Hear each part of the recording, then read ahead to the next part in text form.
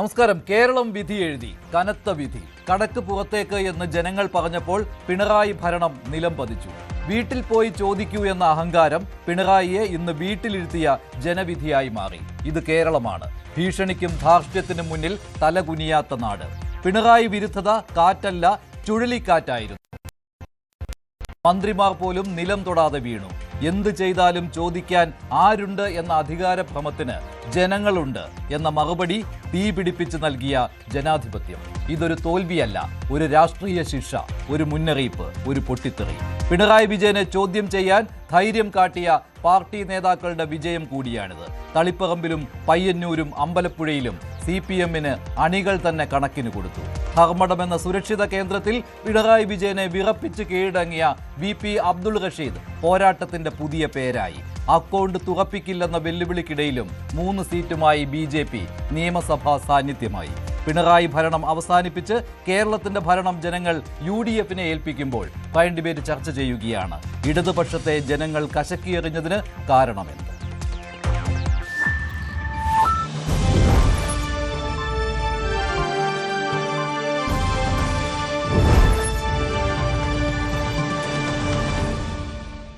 അത്യുജ്വല വിജയമാണ് ജനങ്ങൾ UDF-ന് നൽകിയിരിക്കുന്നത്. 102 സീറ്റ്. ഇതാണ് UDF-ന്റെ സീറ്റ് നില. അതേസമയത്ത് LDF-നാകട്ടെ വെറും 35 സീറ്റുകൾ മാത്രം. 3 സീറ്റുകൾ BJP-യും സ്വന്തമാക്കി. 3 സീറ്റുകൾ നേമം, കഴക്കൂട്ടം, ചാത്തന്നൂർ. ഈ 3 സീറ്റുകളാണ് BJP സ്വന്തമാക്കിയത്. പക്ഷേ ഇത് UDF-ന്റെ ഏകപക്ഷീയമായ വിജയമായി മാറുകയായിരുന്നു. എല്ലാ ജില്ലകളിലും UDF കൊടി പാറിക്കുകയായിരുന്നു. തൃശ്ശൂരിലാണ് പിടിച്ചു നിൽക്കുവാൻ അല്പമെങ്കിലും സാധിച്ചത് LDF-ന്. അതുപോലെ തന്നെ പാലക്കാടും വലിയ ക്ഷീണം ഉണ്ടായില്ല LDF-ന്. ബാക്കി ജില്ലകളിൽ കനത്ത തോൽവിയാണ് LDF നേരിട്ടത്. ഇത് ഇടത് കോട്ടകളെ തന്നെ കുലുക്കിയ ഒരു വൻ വിജയമായി, ഒരു രാഷ്ട്രീയ സുനാമിയായി മാറുകയായിരുന്നു. വടകരയിൽ KK രമ ജയിച്ചു എന്നുള്ള കാര്യമാണ്. 140 മണ്ഡലങ്ങളിലും ഫലം വന്നു കഴിഞ്ഞു. ചിലയിടങ്ങളിൽ മാത്രം, ഏതാണ്ട് 14 മണ്ഡലങ്ങളിൽ മാത്രമേ ഇനി ഔദ്യോഗികമായി പ്രഖ്യാപനം നടക്കാനുള്ളൂ. പക്ഷേ അതിൽ കാര്യമില്ല. ഒരിടത്തും ഇനി അട്ടിമറിക്കുള്ള സാധ്യതയില്ല. 102, 35, 3 ഇതാണ് ഈ നിയമസഭാ തെരഞ്ഞെടുപ്പിന്റെ കണക്ക്. അങ്ങനെ UDF നേതാക്കൾ പ്രഖ്യാപിച്ച പോലെയുള്ള വിജയം വന്നിരിക്കുകയാണ്. എക്സിറ്റ് പോളുകളെ കവച്ചു വയ്ക്കുന്ന വിജയമാണ് വന്നിരിക്കുന്നത്. എന്താണ് ഈ വിജയത്തിന് പിന്നിൽ എന്നുള്ള കാര്യം ഏറ്റവും പ്രധാനപ്പെട്ടതാണ്. ഇവിടെ എല്ലാ ജില്ലകളിലും ഇത്തരത്തിൽ സാന്നിധ്യം ശക്തമാക്കുവാൻ UDF-ന് കഴിഞ്ഞു. ഇടുക്കിയിൽ 5-0 എന്നുള്ള കണക്ക്, മലപ്പുറത്ത് 16-0, എറണാകുളത്ത് 14-0. ഇതാണ് ഉജ്ജ്വല വിജയം. വയനാട്ടിലും 3-0, അതായത് ഒറ്റ സീറ്റ് പോലും നേടുവാൻ LDF-ന് കഴിഞ്ഞില്ല എന്നതാണ്. ശക്തി കേന്ദ്രമായ കൊല്ലത്തും തിരുവനന്തപുരത്തും LDF-ന് കാലിടറുന്ന കാഴ്ചയാണ് ഇന്ന് കാണാനായത്. വയനാട്ടിൽ 3 മണ്ഡലങ്ങളിലും, സ്ക്രീനിൽ കാണാം, 3 മണ്ഡലങ്ങളിലും ശ്രദ്ധേയമായ വിജയമാണ് നേടിയത് UDF. Kozhikode Balussery, Kozhikode north, south, Koyilandy, Nadapuram, Elathur, Thiruvambady, Kuttiady, ഇവിടെയെല്ലാം UDF ജയിച്ചു. കുന്നമംഗലത്തും കോഴിക്കോടും വടകരയിലും ജയിച്ചു. ബേപ്പൂരിൽ മുഹമ്മദ് റിയാസ് മാത്രമാണ് രക്ഷപ്പെട്ടത്. പേരാമ്പ്രയിലും കൊടുവള്ളിയിലും വിജയം UDF-നൊപ്പമായിരുന്നു. മലപ്പുറത്ത് പേര് പറയുന്നില്ല, എല്ലാ മണ്ഡലങ്ങളിലും UDF-ന്റെ വിജയം. ഏറ്റവും വലിയ സ്ട്രൈക്ക് റേറ്റുമായിട്ട് മുസ്ലിം ലീഗ് വൻ വിജയം നേടുകയായിരുന്നു. നോക്കുക, അവിടെ മുസ്ലിം ലീഗിന്റെ സീറ്റുകളിൽ ഭൂരിപക്ഷം കൂട്ടുക മാത്രമാണ് ഉണ്ടായത്. LDF തകർന്നടിയുകയായിരുന്നു. കൊണ്ടോട്ടിയിലെയും ഏറനാട്ടെയും ഒക്കെ ഭൂരിപക്ഷം ഇത് വ്യക്തമാക്കുന്നതാണ്. 56,000 കൊണ്ടോട്ടിയിൽ, ഏറനാടിന് 40,000-ത്തിലധികം. പാലക്കാട് മാത്രം നെന്മാറയിലും തരൂരിലും ഷൊർണൂരിലും വിജയിക്കുവാൻ കഴിഞ്ഞു LDF-ന് എന്നുള്ളത് പ്രധാനപ്പെട്ട കാര്യമാണ്. ഒറ്റപ്പാലത്ത് ജയിക്കുവാൻ കഴിഞ്ഞു. അവിടെ PK ശശിയെ വെച്ചുള്ള പരീക്ഷണം പരാജയപ്പെടുകയായിരുന്നു UDF-ന്റേത്. ആലത്തൂരിലും ജയിക്കുവാൻ കഴിഞ്ഞു LDF-ന് എന്നുള്ളത് നേട്ടമായി. തൃശ്ശൂരിൽ വടക്കാഞ്ചേരിയും ചേലക്കരയും നാട്ടികയും മണലൂരും TN പ്രതാപൻ അവിടെ തോറ്റു. കുന്നംകുളവും ഈ മണ്ഡലങ്ങൾ നേടുവാൻ LDF-ന് കഴിഞ്ഞു എന്നുള്ളത് നേട്ടമാണ്. ഗുരുവായൂരിലും ഒല്ലൂരിലും ജയിക്കുവാൻ LDF-ന് K രാജൻ ഒല്ലൂർ നിലനിർത്തുകയുണ്ടായി. അതേസമയം മന്ത്രി R ബിന്ദു പരാജയപ്പെടുകയായിരുന്നു ഇരിങ്ങാലക്കുടയിൽ. എറണാകുളത്ത് നോക്കുകയേ വേണ്ട, UDF-ന്റെ മുഴുവനായുള്ള വിജയം, പൂർണ്ണ വിജയം. ഇതിൽ P രാജീവും തോറ്റു എന്നുള്ള കാര്യം കൂടി ഉണ്ട്. പിറവത്തും തൃക്കാക്കരയിലുമൊക്കെ വലിയ ഭൂരിപക്ഷമാണ് കിട്ടിയത്. വൈപ്പിനിൽ പോലും, LDF-ന്റെ ശക്തി കേന്ദ്രം എന്നറിയപ്പെടുന്ന വൈപ്പിനിൽ പോലും വിജയം UDF-ന് ഒപ്പമുണ്ടായിരുന്നു. ഇടുക്കിയിൽ തൊടുപുഴ ജയിക്കുമെന്നുള്ള ഉറപ്പായിരുന്നു. പീരുമേട്ടിലേക്ക് എത്തുവാൻ കഴിഞ്ഞു. ഇടുക്കിയിൽ റോഷി അഗസ്റ്റിൻ തോറ്റു. കോട്ടയം ജില്ലയിൽ എല്ലാ സീറ്റുകളിലും ജയിക്കാൻ കഴിഞ്ഞു. ശക്തി ദുർഗമായിരുന്ന വൈക്കത്ത് പോലും ജയിക്കുവാൻ LDFന് CPIക്ക് കഴിഞ്ഞില്ല എന്നുള്ളതാണ്. കാഞ്ഞിരപ്പള്ളിയിൽ പോലും ജയിക്കാൻ, കാഞ്ഞിരപ്പള്ളിയിൽ കേരള കോൺഗ്രസ് എമ്മിന് ജയിക്കാൻ കഴിഞ്ഞില്ല. കേരള കോൺഗ്രസ് എമ്മിന്റെ വിജയം 0. ഒറ്റ സീറ്റിൽ പോലും ജയിക്കാൻ കേരള കോൺഗ്രസ് എമ്മിന് കഴിഞ്ഞില്ല. അവിടെ ജോസ് കെ മാണിയും പാലായിൽ തോറ്റു എന്നതുമുണ്ട്. ആലപ്പുഴയിൽ ചെറിയ രീതിയിൽ പിടിച്ചു നിൽക്കുവാൻ 3 സീറ്റുകൾ നേടുവാൻ ആലപ്പുഴ ജില്ലയിൽ കഴിഞ്ഞു LDFന് എന്നുള്ളതാണ്. പക്ഷേ അമ്പലപ്പുഴയിലെ വൻ തോൽവി LDFനേറ്റ കനത്ത തിരിച്ചടി തന്നെയായിരുന്നു. പത്തനംതിട്ടയിൽ കോന്നിയിൽ ജയിക്കാൻ കഴിഞ്ഞു. പക്ഷേ തിരുവല്ല, അടൂർ, റാന്നി, ആറന്മുളയിൽ വീണ ജോർജിന് അടിപതറുന്ന കാഴ്ചയാണ്. കൊല്ലത്ത് പുനലൂരിൽ മാത്രം ജയിക്കുവാൻ കഴിഞ്ഞു. കുന്നത്തൂർ, ഇരവിപുരം, ചവറ, പത്തനാപുരം, കരുനാഗപ്പള്ളി, കൊല്ലം ഇവിടെയൊക്കെ തോറ്റു. KB ഗണേഷ് കുമാർ പത്തനാപുരത്ത് തോറ്റു. കൊട്ടാരക്കരയിൽ ജയിക്കാൻ കഴിഞ്ഞു. ചാത്തന്നൂരിൽ NDA ആണ് ജയിച്ചത്. അങ്ങനെ കൊല്ലത്ത് 2 സീറ്റുകളിൽ ജയിക്കുവാൻ LDFന് കഴിഞ്ഞു. 1 സീറ്റിൽ NDA ജയിച്ചു. ബാക്കി സീറ്റുകളിൽ വിജയം UDFനൊപ്പം തന്നെയായിരുന്നു. നേമത്ത് ജയിക്കുവാൻ NDAക്ക് കഴിഞ്ഞു. നെടുമങ്ങാട് LDFന് നിലനിർത്തുവാൻ കഴിഞ്ഞിട്ടുണ്ട്. കഴക്കൂട്ടത്ത് BJP ജയിച്ചു. വർക്കലയിലും ആറ്റിങ്ങലിലും അരുവിക്കരയിലും പാറശാലയിലും ജയിക്കാൻ LDFന് കഴിഞ്ഞു. തൽക്കാലത്തെ ഒരു പിടിച്ചുനിൽക്കൽ എന്ന് പറയാം തിരുവനന്തപുരം ജില്ലയിൽ എന്നത് മാത്രമേ ഉള്ളൂ. പക്ഷേ അവിടെയും വിജയിക്കുവാൻ പല മണ്ഡലങ്ങളിലും കടന്നു കയറുവാൻ കഴിഞ്ഞു UDFന് എന്നുള്ളതാണ്. ശ്രീ അഖിൽ, എന്തായാലും അഭിനന്ദനങ്ങൾ ഇത്രയും വലിയ ഒരു നേട്ടത്തിന്. എന്താണ് ഈ നേട്ടത്തിന് പിന്നിലെ കാരണമായിട്ട് കണക്കാക്കുന്നത്? ആദ്യം തന്നെ ന്യൂസ് 18 കേരളത്തിലെ മുഴുവൻ ജനാധിപത്യ വിശ്വാസികളെയും കേരളത്തിലെ ജനങ്ങളെയും ആദ്യമേ ഒരു നന്ദി അറിയിക്കാനായിട്ട് ഈ അവസരം ഉപയോഗിക്കുകയാണ്. എന്നാലും കേരളത്തിലെ ജനങ്ങൾ കഴിഞ്ഞ 10 വർഷക്കാലമായി എന്താണ് UDF പറഞ്ഞിരുന്നത്, കോൺഗ്രസ് പറഞ്ഞിരുന്നത്, അത് ജനങ്ങൾ പരിപൂർണമായി ഉൾക്കൊള്ളുകയും ജനങ്ങൾക്ക് ബോധ്യപ്പെടുകയും ചെയ്തതിൻ്റെ അടിസ്ഥാനത്തിലാണ് ഇത്തരത്തിൽ ഉജ്ജ്വലമായ ഒരു വിജയത്തിലേക്ക് ഞങ്ങളെ നയിച്ചത് എന്നുള്ള കാര്യത്തിൽ ഞങ്ങൾക്ക് ഒരു സംശയവുമില്ല. കഴിഞ്ഞ 10 വർഷക്കാലമായി ജനങ്ങൾ അനുഭവിക്കുന്ന ദുരിതവും ദുഃഖവും ഒക്കെ കണ്ടുകൊണ്ട് ജനങ്ങളോടൊപ്പം നിന്ന ഒരു ഉത്തമ പ്രതിപക്ഷമായി ഞങ്ങൾ നിന്നതിൻ്റെ അടിസ്ഥാനത്തിൽ തന്നെയാണ് ഈ വിജയം ഞങ്ങൾക്ക് ജനങ്ങൾ സമ്മാനിച്ചത്. എന്തായാലും പിണറായി വിജയൻ്റെ ധാർഷ്ട്യവും ജനങ്ങളെ കേൾക്കാനുള്ള അദ്ദേഹത്തിൻ്റെ ഒരു വൈമുഖ്യവും കേരളത്തിലെ നിരവധി മന്ത്രിമാരുണ്ടായിട്ട് പോലും ഏതെങ്കിലും കാര്യക്ഷമമായ കാര്യത്തിൽ ഇടപെടുന്ന ഒരു മന്ത്രി പോലും ഇല്ലാത്തൊരവസ്ഥയിലേക്ക് കേരളത്തിലെ ഒരു ഭരണ സംവിധാനം മുന്നോട്ട് പോകുന്ന സാഹചര്യം കേരളത്തിലെ 10 വർഷമായി കേരളത്തിലെ ജനങ്ങൾ. പിണറായി വിജയൻ ഉൾപ്പെടെ 20 മന്ത്രിമാരാണ് മത്സരിച്ചത്. അതിൽ 13 മന്ത്രിമാരും തോറ്റു. കേരള ചരിത്രത്തിൽ തന്നെ അപൂർവമാണ്. മന്ത്രിമാർ തോൽക്കുന്നത് നമ്മൾ കാണുന്നതാണ്. പക്ഷേ 13 മന്ത്രിമാർ, 1 ഡസനിലേറെ മന്ത്രിമാർ ഒറ്റയടിക്ക് തോറ്റു എന്നുള്ളതാണ്. ഇതിൽ കരുത്തരായ മന്ത്രിമാരും ഉണ്ടായിരുന്നു. MB രാജേഷ് ഇതിൽ ഉൾപ്പെടുന്നു, റോഷി അഗസ്റ്റിൻ ഇതിൽ ഉൾപ്പെടുന്നു. ഇതെല്ലാം കാണിക്കുന്നത് ഗണേഷ് കുമാർ 25 വർഷമായി ഒരേ മണ്ഡലം പത്തനാപുരത്ത് നിന്ന് ജയിച്ചു വരുന്നയാളാണ്. അവിടെ ജ്യോതികുമാർ ചാമക്കാലയോട് ഗണേഷ് കുമാർ പരാജയപ്പെട്ടു. പിണറായി വിജയൻ ഉൾപ്പെടെ 7 പേർ ജയിച്ചു. പക്ഷേ പിണറായി വിജയന്റെ ഈ വിജയം ഒട്ടും അതൊരു അലങ്കാരമാണെന്ന് കരുതാനാവില്ല. അവിടെ അബ്ദുൾ റഷീദ് 6 റൗണ്ട് 7ാമത്തെ റൗണ്ടിലാണ് മുന്നിൽ വന്നത് അല്ലേ? 8ാമത്തെ റൗണ്ടിലാണ് പിണറായി വിജയൻ മുന്നിൽ വന്നത്. അത് തന്നെ ധാരാളമായിരുന്നു. അത് പിണറായി വിജയന്റെ തോൽവിയാണ്, കനത്ത തോൽവിയാണിത്. വെറും 11,000-ഓളം വോട്ടുകൾക്ക് മാത്രമാണ് അദ്ദേഹത്തിന് ജയിക്കാൻ കഴിഞ്ഞത്. കഴിഞ്ഞ തവണ റെക്കോർഡ് ഭൂരിപക്ഷമായിരുന്നു പിണറായി വിജയൻ. അപ്പോൾ ഇന്നത്തെ ചുണക്കുട്ടി എന്ന് പറയുന്നത് VP അബ്ദുൾ റഷീദാണ്. VP അബ്ദുൾ റഷീദിനെ മികച്ച ഒരു പോസ്റ്റിലേക്ക് പരിഗണിക്കേണ്ടി വരും കോൺഗ്രസ് നേതൃത്വം. കാരണം അത്രയും വലിയ പോരാട്ടമാണ്. പോസ്റ്റർ എഴുതാൻ പോലും അബ്ദുൾ റഷീദിനെ അവിടെ CPMന്റെ അണികൾ അനുവദിച്ചിരുന്നില്ല. ബാനർ വയ്ക്കാൻ അനുവദിച്ചിരുന്നില്ല. ഫ്ലെക്സുകൾ ഉയർത്താൻ അനുവദിച്ചിരുന്നില്ല. വധഭീഷണിക്കിടയിലാണ് അബ്ദുൾ റഷീദ് അവിടെ മത്സരിക്കുകയും ക്യാപ്റ്റൻ എന്ന പേരിൽ അറിയപ്പെടുന്ന ഹുങ്ക് കാണിച്ചിരുന്ന പിണറായി വിജയനെ അവിടെ തളയ്ക്കുവാൻ പരമാവധി അദ്ദേഹം ശ്രമിക്കുകയും ചെയ്ത് ജനങ്ങൾ അബ്ദുൾ റഷീദിന്റെ കൂടെ ഉണ്ടായിരുന്നു. പക്ഷേ പാർട്ടി അണികളുടെ വോട്ടിൽ അവിടെ പിണറായി വിജയന് ജയിച്ചു വരാൻ കഴിഞ്ഞു. മറ്റെവിടെയാണെങ്കിലും പിണറായി വിജയൻ തോറ്റേരും. ഞാൻ പറഞ്ഞു വരാൻ ആഗ്രഹിച്ചത് കണ്ണൂർ ജില്ലയിൽ ഉൾപ്പെടെയുള്ള ആ ഒരു തെരഞ്ഞെടുപ്പിൻ്റെ ബലം നിങ്ങളൊന്ന് പരിശോധിക്കണം. എന്താണ് കേരളത്തിൽ കണ്ണൂർ ജില്ലയിൽ സംഭവിച്ചിരിക്കുന്നത്? പിണറായി വിജയൻ ഉണ്ടായിട്ടുള്ള ദാഷ്ട്യത്തിൻ്റെ അഹങ്കാരത്തിൻ്റെ ബലമായി യഥാർത്ഥ കമ്മ്യൂണിസ്റ്റുകാർ, ഞങ്ങളുടെ പ്രിയങ്കരനായിട്ടുള്ള നേതാക്കന്മാരായിട്ടുള്ള VD സതീശൻ ഉൾപ്പെടെയുള്ള ആളുകൾ, KC വേണുഗോപാൽ ഉൾപ്പെടെയുള്ള ആളുകൾ നേരത്തെ തന്നെ പറഞ്ഞിട്ടുള്ളതാണ്. യഥാർത്ഥ കമ്മ്യൂണിസ്റ്റുകാർ കൃത്യമായി കോൺഗ്രസ് നോട്ട് ചെയ്തിട്ടുണ്ടെന്നുള്ള കാര്യത്തിനകത്ത് ഞങ്ങൾക്കൊരു സംശയവുമില്ല. കണ്ണൂർ ജില്ലയിൽ ഉൾപ്പെടെയുള്ള അട്ടിമറി വിജയം. ആലപ്പുഴ ജില്ലയിൽ നിങ്ങൾ ഉരുക്കുകോട്ടയായിട്ട് എല്ലാ കാലവും ആലപ്പുഴയിലെ സമര സംവിധാനങ്ങളെ പറ്റിയുമൊക്കെ എല്ലായ്പ്പോഴും വാദോരാതെ പ്രസംഗിക്കുന്ന ആളുകളാണ് കമ്മ്യൂണിസ്റ്റ് സഖാക്കന്മാർ. ആലപ്പുഴയിൽ ഉണ്ടായിട്ടുള്ള CPMന്റെ വോട്ടിൻ്റെ പതനം നിങ്ങൾ ഏറ്റവും ഒടുവിലായിട്ട് പരിശോധിക്കുന്നത് കൊല്ലം ജില്ലയിലുണ്ട്. കൊല്ലം ജില്ലയിൽ എക്കാലത്തും കൊല്ലം ജില്ലയിൽ ഉറച്ച കോട്ടയായി CPMനൊപ്പം നിൽക്കുന്ന കൊല്ലം ജില്ലയിൽ 12 സീറ്റുകളോളം കോൺഗ്രസിന് വിജയിച്ചു വരിക എന്ന് പറഞ്ഞു കഴിഞ്ഞാൽ അത്തരത്തിലല്ലേ UDFന് വിജയിച്ചു വരിക എന്ന് പറഞ്ഞാൽ അത്രമാത്രം ഒരു മാറ്റം ജനങ്ങൾ ആഗ്രഹിക്കുന്നു. കഴിഞ്ഞ 10 വർഷക്കാലമായി എന്താണ് എന്താണ് UDF അല്ലെങ്കിൽ കോൺഗ്രസ് ജനങ്ങളോട് മുന്നിൽ പറയാൻ ആഗ്രഹിച്ചത്? അത് ജനങ്ങൾ പരിപൂർണമായി ഉൾക്കൊണ്ടുകൊണ്ട് ഞാനിവിടെ കാണുന്നത് ശരിയാണ്. കോൺഗ്രസിന്റെയും UDF-ന്റെയും വിജയം എന്ന് പറയുന്നത് ഒട്ടും കുറച്ച് കാണാൻ പറ്റുന്ന ഒന്നല്ല. അത് നിങ്ങളുടെ ഒരു ഹാർഡ് വർക്ക്, അതുപോലെ തന്നെ നിങ്ങൾ ജനങ്ങളോട് പറഞ്ഞ കാര്യങ്ങൾ അവർ ഉൾക്കൊണ്ടു, ഇതൊക്കെയുണ്ട്.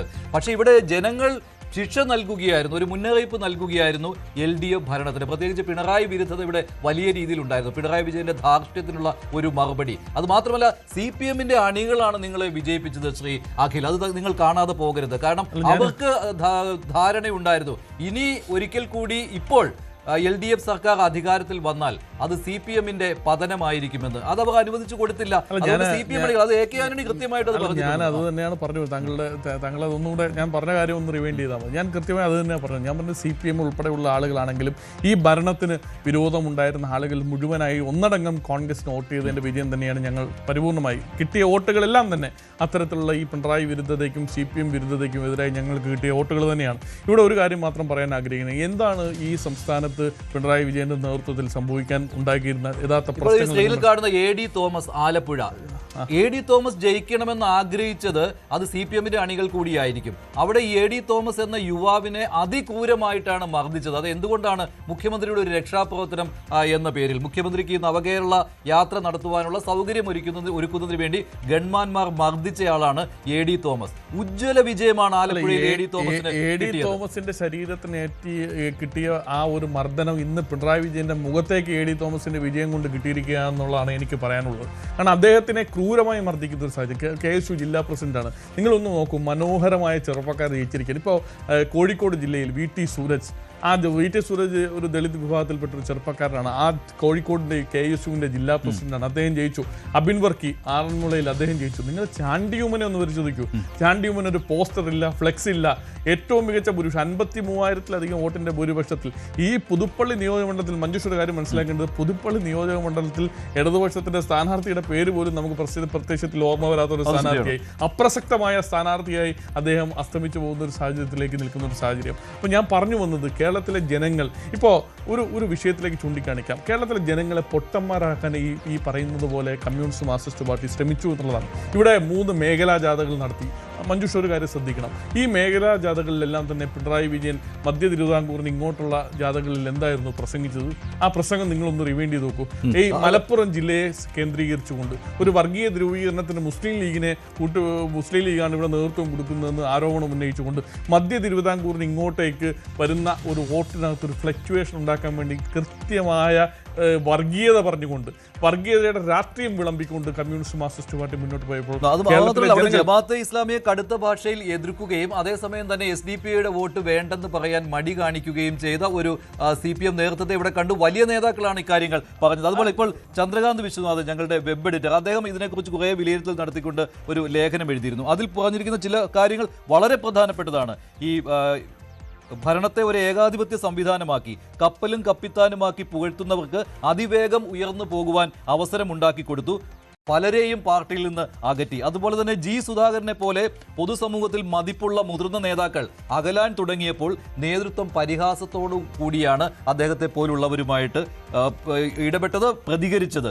ഒരു കാലത്ത് CPM-ന്റെ മുഖമുദ്രയായി പറഞ്ഞിരുന്ന നേതാക്കളുടെ എന്തിനേയും എതിർക്കുവാനുള്ള ഒരു ആർജവം ഉണ്ടല്ലോ, പക്ഷേ അത് പിന്നീട് ഈ ഭരണത്തിന് കീഴിൽ അഹങ്കാരത്തിലേക്ക് വഴിമാറുകയാണ് ഉണ്ടായത്. കൃത്യമായ നിരീക്ഷണമാണല്ലോ ഇതൊക്കെ. ഞാൻ പറഞ്ഞത് സുധാകരന്റെ കാര്യം തന്നെ, മുതിർന്ന കമ്മ്യൂണിസ്റ്റ് മാർക്സിസ്റ്റ് പാർട്ടിയുടെ മുതിർന്ന നേതാവ്, എല്ലാ കാലവും അത്രമാത്രം സീനിയോറിറ്റിയുള്ള, അത്രമാത്രം മാന്യമായ ഇടപെടൽ അദ്ദേഹം വഹിച്ചിരുന്ന വകുപ്പുകൾ തന്നെ നമ്മളൊന്ന് പരിശോധിച്ച് നോക്കില്ലേ. അത്രയും ആത്മാർത്ഥമായി രാഷ്ട്രീയ പ്രവർത്തനം, പൊതുപ്രവർത്തന രംഗത്ത് തിളങ്ങി നിന്ന കമ്മ്യൂണിസ്റ്റ് പാർട്ടിയുടെ നേതാവ്. അദ്ദേഹത്തിനെ ഉപയോഗിച്ച ഭാഷ എന്താണ്? ബഹുമാനപ്പെട്ട മുഖ്യമന്ത്രി തന്നെ പത്രസമ്മേളനത്തിലൂടെ അധിക്ഷേപിക്കുന്ന ഭാഷ നമ്മൾ കേട്ടതാണ്. അദ്ദേഹത്തെ സുധാകരനെ കമ്മ്യൂണിസ്റ്റ് മാർക്സിസ്റ്റ് പാർട്ടിയുടെ ഒരു നേതാവ് പറഞ്ഞത് ഈ വൃദ്ധന്റെ മറ്റേ ഈ ഭരിക്കാനുള്ള അധികാരമോഹമാണ് എന്ന്, ഒരു വൃദ്ധന്റെ അധികാരമോഹമായി സ്വാഭാവികമായിട്ട് ചിന്തിക്കുകയില്ലേ, കളിയാക്കുകയല്ല. സുധാകരനേക്കാൾ പ്രായമുള്ളയാളാണ് പിണറായി വിജയൻ. അപ്പോൾ സ്വാഭാവികമായിട്ടും ജനങ്ങൾ ആ രീതിയിൽ ചിന്തിക്കും. അങ്ങനെ ജനങ്ങളെ കുറ്റം പറഞ്ഞിട്ട് കാര്യമില്ല. മാത്രമല്ല അദ്ദേഹത്തിന്റെ ക്യാമ്പയിനിങ്ങിന്റെ സമയത്ത് തന്നെ അദ്ദേഹത്തെ അധിക്ഷേപിക്കുന്ന രീതിയിലേക്ക് എന്തുമാത്രം മോശപ്പെട്ട സ്റ്റേറ്റ്മെന്റ് ആണ് ജി സുധാകരനെ പോലെയുള്ള ആളുകൾക്കെതിരെ കമ്മ്യൂണിസ്റ്റ് മാർക്സിസ്റ്റ് പാർട്ടിയും പിണറായി വിജയൻ ഫാൻസ് അസോസിയേഷൻ നടത്തിയത്. ഞാൻ മഞ്ജുഷിനോട് ഒരു കാര്യം പറയാം. ഇതേ പിണറായി വിജയന്റെ ശൈലി ഇതല്ലേ? എന്തായിരുന്നു ബഹുമാനായ VS അച്യുതാനന്ദനെ കുറിച്ച് പറഞ്ഞിരുന്ന വാചകങ്ങൾ? അദ്ദേഹം കേരളത്തിന്റെ ഒരു കാലത്ത് ജനങ്ങൾക്കിടയിൽ നിന്ന നേതാവല്ലേ? VS അച്യുതാനന്ദനെതിരെ നടത്തിയിരുന്ന സ്റ്റേറ്റ്മെന്റുകൾ നമ്മൾ മറക്കാൻ പാടില്ല. അതുകൊണ്ട് ആ പിണറായി വിജയന്റെ ഭാഗത്ത് നിന്ന് ഇതൊക്കെ നമ്മൾ പ്രതീക്ഷിച്ചാൽ മതി. പക്ഷേ ഞാൻ ഒരു കാര്യം നിങ്ങളോട് പറയാം മഞ്ജുഷേ, നിങ്ങൾ ഉൾപ്പെടെയുള്ള മാധ്യമ പ്രവർത്തകർക്ക് നാളെ വന്ന് കേരളത്തിന്റെ മുഖ്യമന്ത്രി, കോൺഗ്രസ് മുഖ്യമന്ത്രിയുടെ അടുത്ത് ഏത് ചോദ്യം ചോദിക്കാനും ഒരു മടിയില്ലാതെ ചോദിക്കാൻ കഴിയുന്ന ഒരു മുഖ്യമന്ത്രിയായിരിക്കും കേരളത്തിലെ കോൺഗ്രസിന്റെ മുഖ്യമന്ത്രി. UDF-ന്റെ ഭരണം ഇതുപോലെയാണെങ്കിൽ ചോദ്യങ്ങൾ ചോദിക്കുക തന്നെ ചെയ്യും, വിമർശിക്കുകയും ചെയ്യും. ഞാൻ അത് പറഞ്ഞ് കംപ്ലീറ്റ് ചെയ്യാൻ എനിക്ക് അവസരം. മഞ്ജുഷ് ഉൾപ്പെടെയുള്ള മാധ്യമ പ്രവർത്തകർ അത് വന്ന് ചോദിക്കുമ്പോൾ കടക്ക് പുറത്ത് പറയുന്ന ഒരു മന്ത്രി ആയിരിക്കില്ല, മുഖ്യമന്ത്രി ആയിരിക്കില്ല കോൺഗ്രസിന്റെ മുഖ്യമന്ത്രി എന്ന് ഉറച്ച വിശ്വാസത്തോടു കൂടി തന്നെ പറയാൻ നമുക്ക് കഴിയും. ഇതിനു മുൻപുള്ള ഉമ്മൻചാണ്ടി ഭരണം കൂടി നമുക്ക് ആലോചിക്കണം. കാരണം ഇപ്പോൾ LDF നേതാക്കൾ പറഞ്ഞു തുടങ്ങിയിരിക്കുന്നത് നിങ്ങൾ ഈ പിണറായി വിജയൻ സർക്കാരിനെ വിമർശിച്ചതുപോലെ UDF വരുമ്പോൾ അവരെയും വിമർശിക്കാൻ തയ്യാറാകണമെന്ന്. ഈ 10 വർഷം മുൻപത്തെ കാര്യം മറന്നു പോകാൻ മാത്രം ഇവർക്ക് എന്ത് സംഭവിച്ചു എന്നാണ്. ഉമ്മൻചാണ്ടി ഭരണത്തെ വിമർശിച്ചതുപോലെ പിണറായി വിജയൻ സർക്കാരിനെ വിമർശിച്ചിട്ടില്ല എന്നാണ് ഞാൻ പറയുന്നത്. അത് തെറ്റാണ്. ഉമ്മൻചാണ്ടി ഭരണത്തിലാണ് ഏറ്റവും വലിയ മാധ്യമ വിചാരണ കേരളത്തിൽ ഉണ്ടായിട്ടുള്ളത്. ഉമ്മൻചാണ്ടി ഭരണത്തിനെതിരെ മാധ്യമങ്ങൾ നടത്തിയ വിമർശനം, ഞാൻ ഉൾപ്പെടെയുള്ള മാധ്യമങ്ങൾ നടത്തിയ വിമർശനം അത്രയും കട്ടിയിൽ വന്നിട്ടില്ല ശരിക്കും പിണറായി. എന്നിട്ട് വാക്ക് പറയുന്നത് നിങ്ങൾ UDF ഭരിക്കുമ്പോൾ നിങ്ങൾ എപ്പോഴും UDF പക്ഷത്താണെന്ന്. ഇത് എന്ത് മറവിയാണിത്? മഞ്ജുഷ, ജനാധിപത്യത്തിന്റെ ഒരു 3rd പില്ലറാണ്, ഒരു 4th പില്ലറാണ് യഥാർത്ഥത്തിൽ മാധ്യമങ്ങൾ. ഈ മാധ്യമങ്ങൾ, ആ മാധ്യമങ്ങൾക്ക് ചോദ്യം ചോദിക്കാനുള്ള അവകാശമുണ്ട്, മാധ്യമ പ്രവർത്തകർക്ക് ചോദ്യം ചോദിക്കാനുള്ള അവകാശമുണ്ട്. ജനങ്ങളുടെ ഒരു കണ്ണായി കാതായി പ്രവർത്തിക്കുന്നത് യഥാർത്ഥത്തിൽ മാധ്യമ പ്രവർത്തകരാണ്.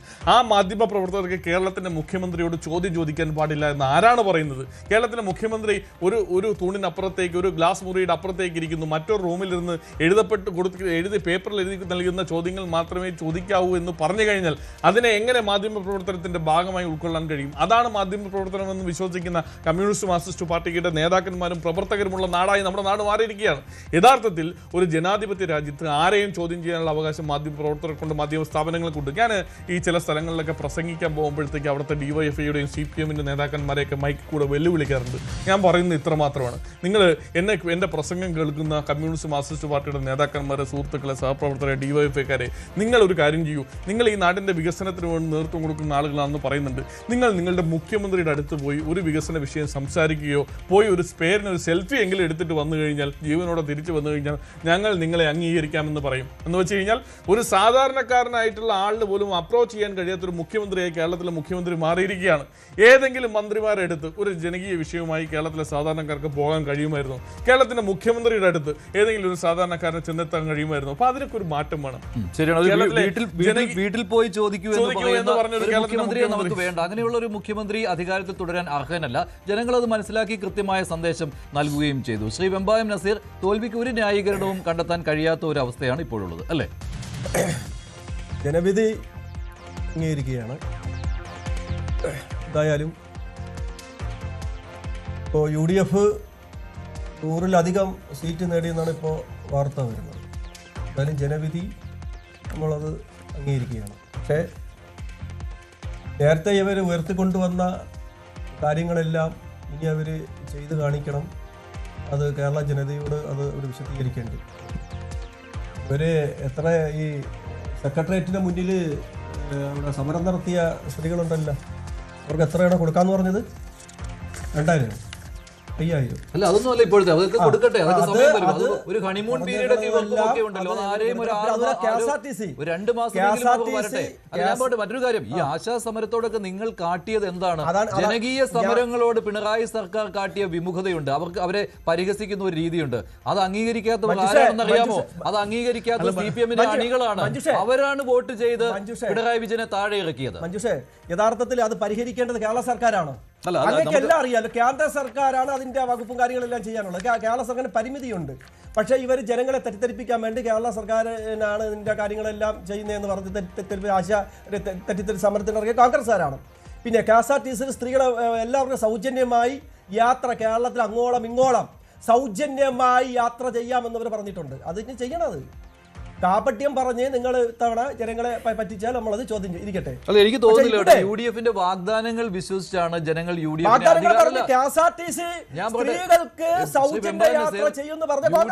വാഗ്ദാനങ്ങൾ വിശ്വസിച്ചല്ല UDF-നെ ജനങ്ങൾ അധികാരത്തിൽ കയറ്റിയത്. ജനങ്ങൾ UDF-നെ അധികാരത്തിൽ കയറ്റിയത് LDF-നോടുള്ള വിരോധം കൊണ്ടാണ്, പിണറായി വിജയന്റെ പ്രവൃത്തി കൊണ്ടുള്ള വിരോധം കൊണ്ടാണ്. ഇത്രയും മന്ത്രിമാർ തോറ്റത് അതുകൊണ്ടാണ്, അല്ലാതെ UDF-ന്റെ ഈ വാഗ്ദാനങ്ങൾ, ഈ മോഹന വാഗ്ദാനങ്ങൾ വിശ്വസിച്ചല്ല. കാരണം പിണറായി സർക്കാർ അത്രത്തോളം ജനങ്ങളെ വെറുപ്പിച്ചതായിരുന്നു. പിന്നെ ഒരു കാര്യം കൂടി, അണികൾക്ക്, CPM-ന്റെ അണികൾക്ക് ഉറച്ച ബോധ്യമുണ്ടായിരുന്നു, ഈ സർക്കാർ വീണ്ടും അധികാരത്തിൽ വന്നാൽ അത് CPM-ന്റെ അന്ത്യം കുറിക്കുന്ന ഒന്നായി മാറുമെന്ന്. അതുകൊണ്ടാണ്. അത് മാത്രമല്ല, മധ്യ കേരളത്തിലും അതുപോലെ തന്നെ വടക്കൻ കേരളത്തിലുമൊക്കെ കോൺഗ്രസ് ഇല്ലാതാകരുത് എന്നുള്ള ആഗ്രഹം കൂടി ഉണ്ടായിരുന്നു ജനങ്ങൾക്ക്, പ്രത്യേകിച്ച് ന്യൂനപക്ഷങ്ങൾക്ക്. അതുമൊക്കെ ഇവിടെ പ്രതിഫലിച്ചു. പിന്നെ നിങ്ങൾ കാണിക്കുന്ന ഈ വെള്ളാപ്പള്ളി നടേശൻ എന്തു പറഞ്ഞാലും അതിന് റാൻ മൂളുന്ന രീതിയിലുള്ള പ്രവർത്തനങ്ങൾ, ഇതൊക്കെ ഒരുപാട് കാര്യങ്ങൾ ഇതിനകത്ത് വന്നിട്ടുണ്ട്. ശ്രീ വെമ്പായം നസീർ, ഇനിയിപ്പോൾ ഒരു ന്യായീകരണം ഇക്കാര്യത്തിലില്ല. അതിനിപ്പോൾ UDF അധികാരത്തിൽ വന്നു കഴിഞ്ഞാൽ അവർ എന്താണ് ചെയ്യാൻ പോകുന്നത് എന്നൊക്കെ ചോദിക്കേണ്ട ഒരു സമയമല്ല. അല്ല, അത് ചോദിക്കണം. കാര്യം എന്താ പറയുക, ജനങ്ങളെ തെറ്റിദ്ധരിപ്പിച്ചാണ് ഇവർ ഇതൊക്കെ പറഞ്ഞ് മലയാളികളെ തെറ്റിദ്ധരിപ്പിച്ചു. ഞാൻ പറഞ്ഞോട്ടെ, ഇപ്പോ മഞ്ജുഷ പറഞ്ഞെന്താണ്, മുൻ മന്ത്രിമാര് തോറ്റിട്ടില്ലേ സാറേ? ഇപ്പോഴത്തെ മന്ത്രിമാർ, മുൻ മന്ത്രി കോൺഗ്രസിലെ UDF മുൻ മന്ത്രിമാർ തോറ്റിട്ടുണ്ടല്ലോ. അപ്പൊ ഇപ്പൊ ഇടതുപക്ഷത്തിന്റെ മന്ത്രിമാർ തോക്കുമ്പോ മാത്രം ഇടതുപക്ഷത്തിന്റെ മന്ത്രിമാര്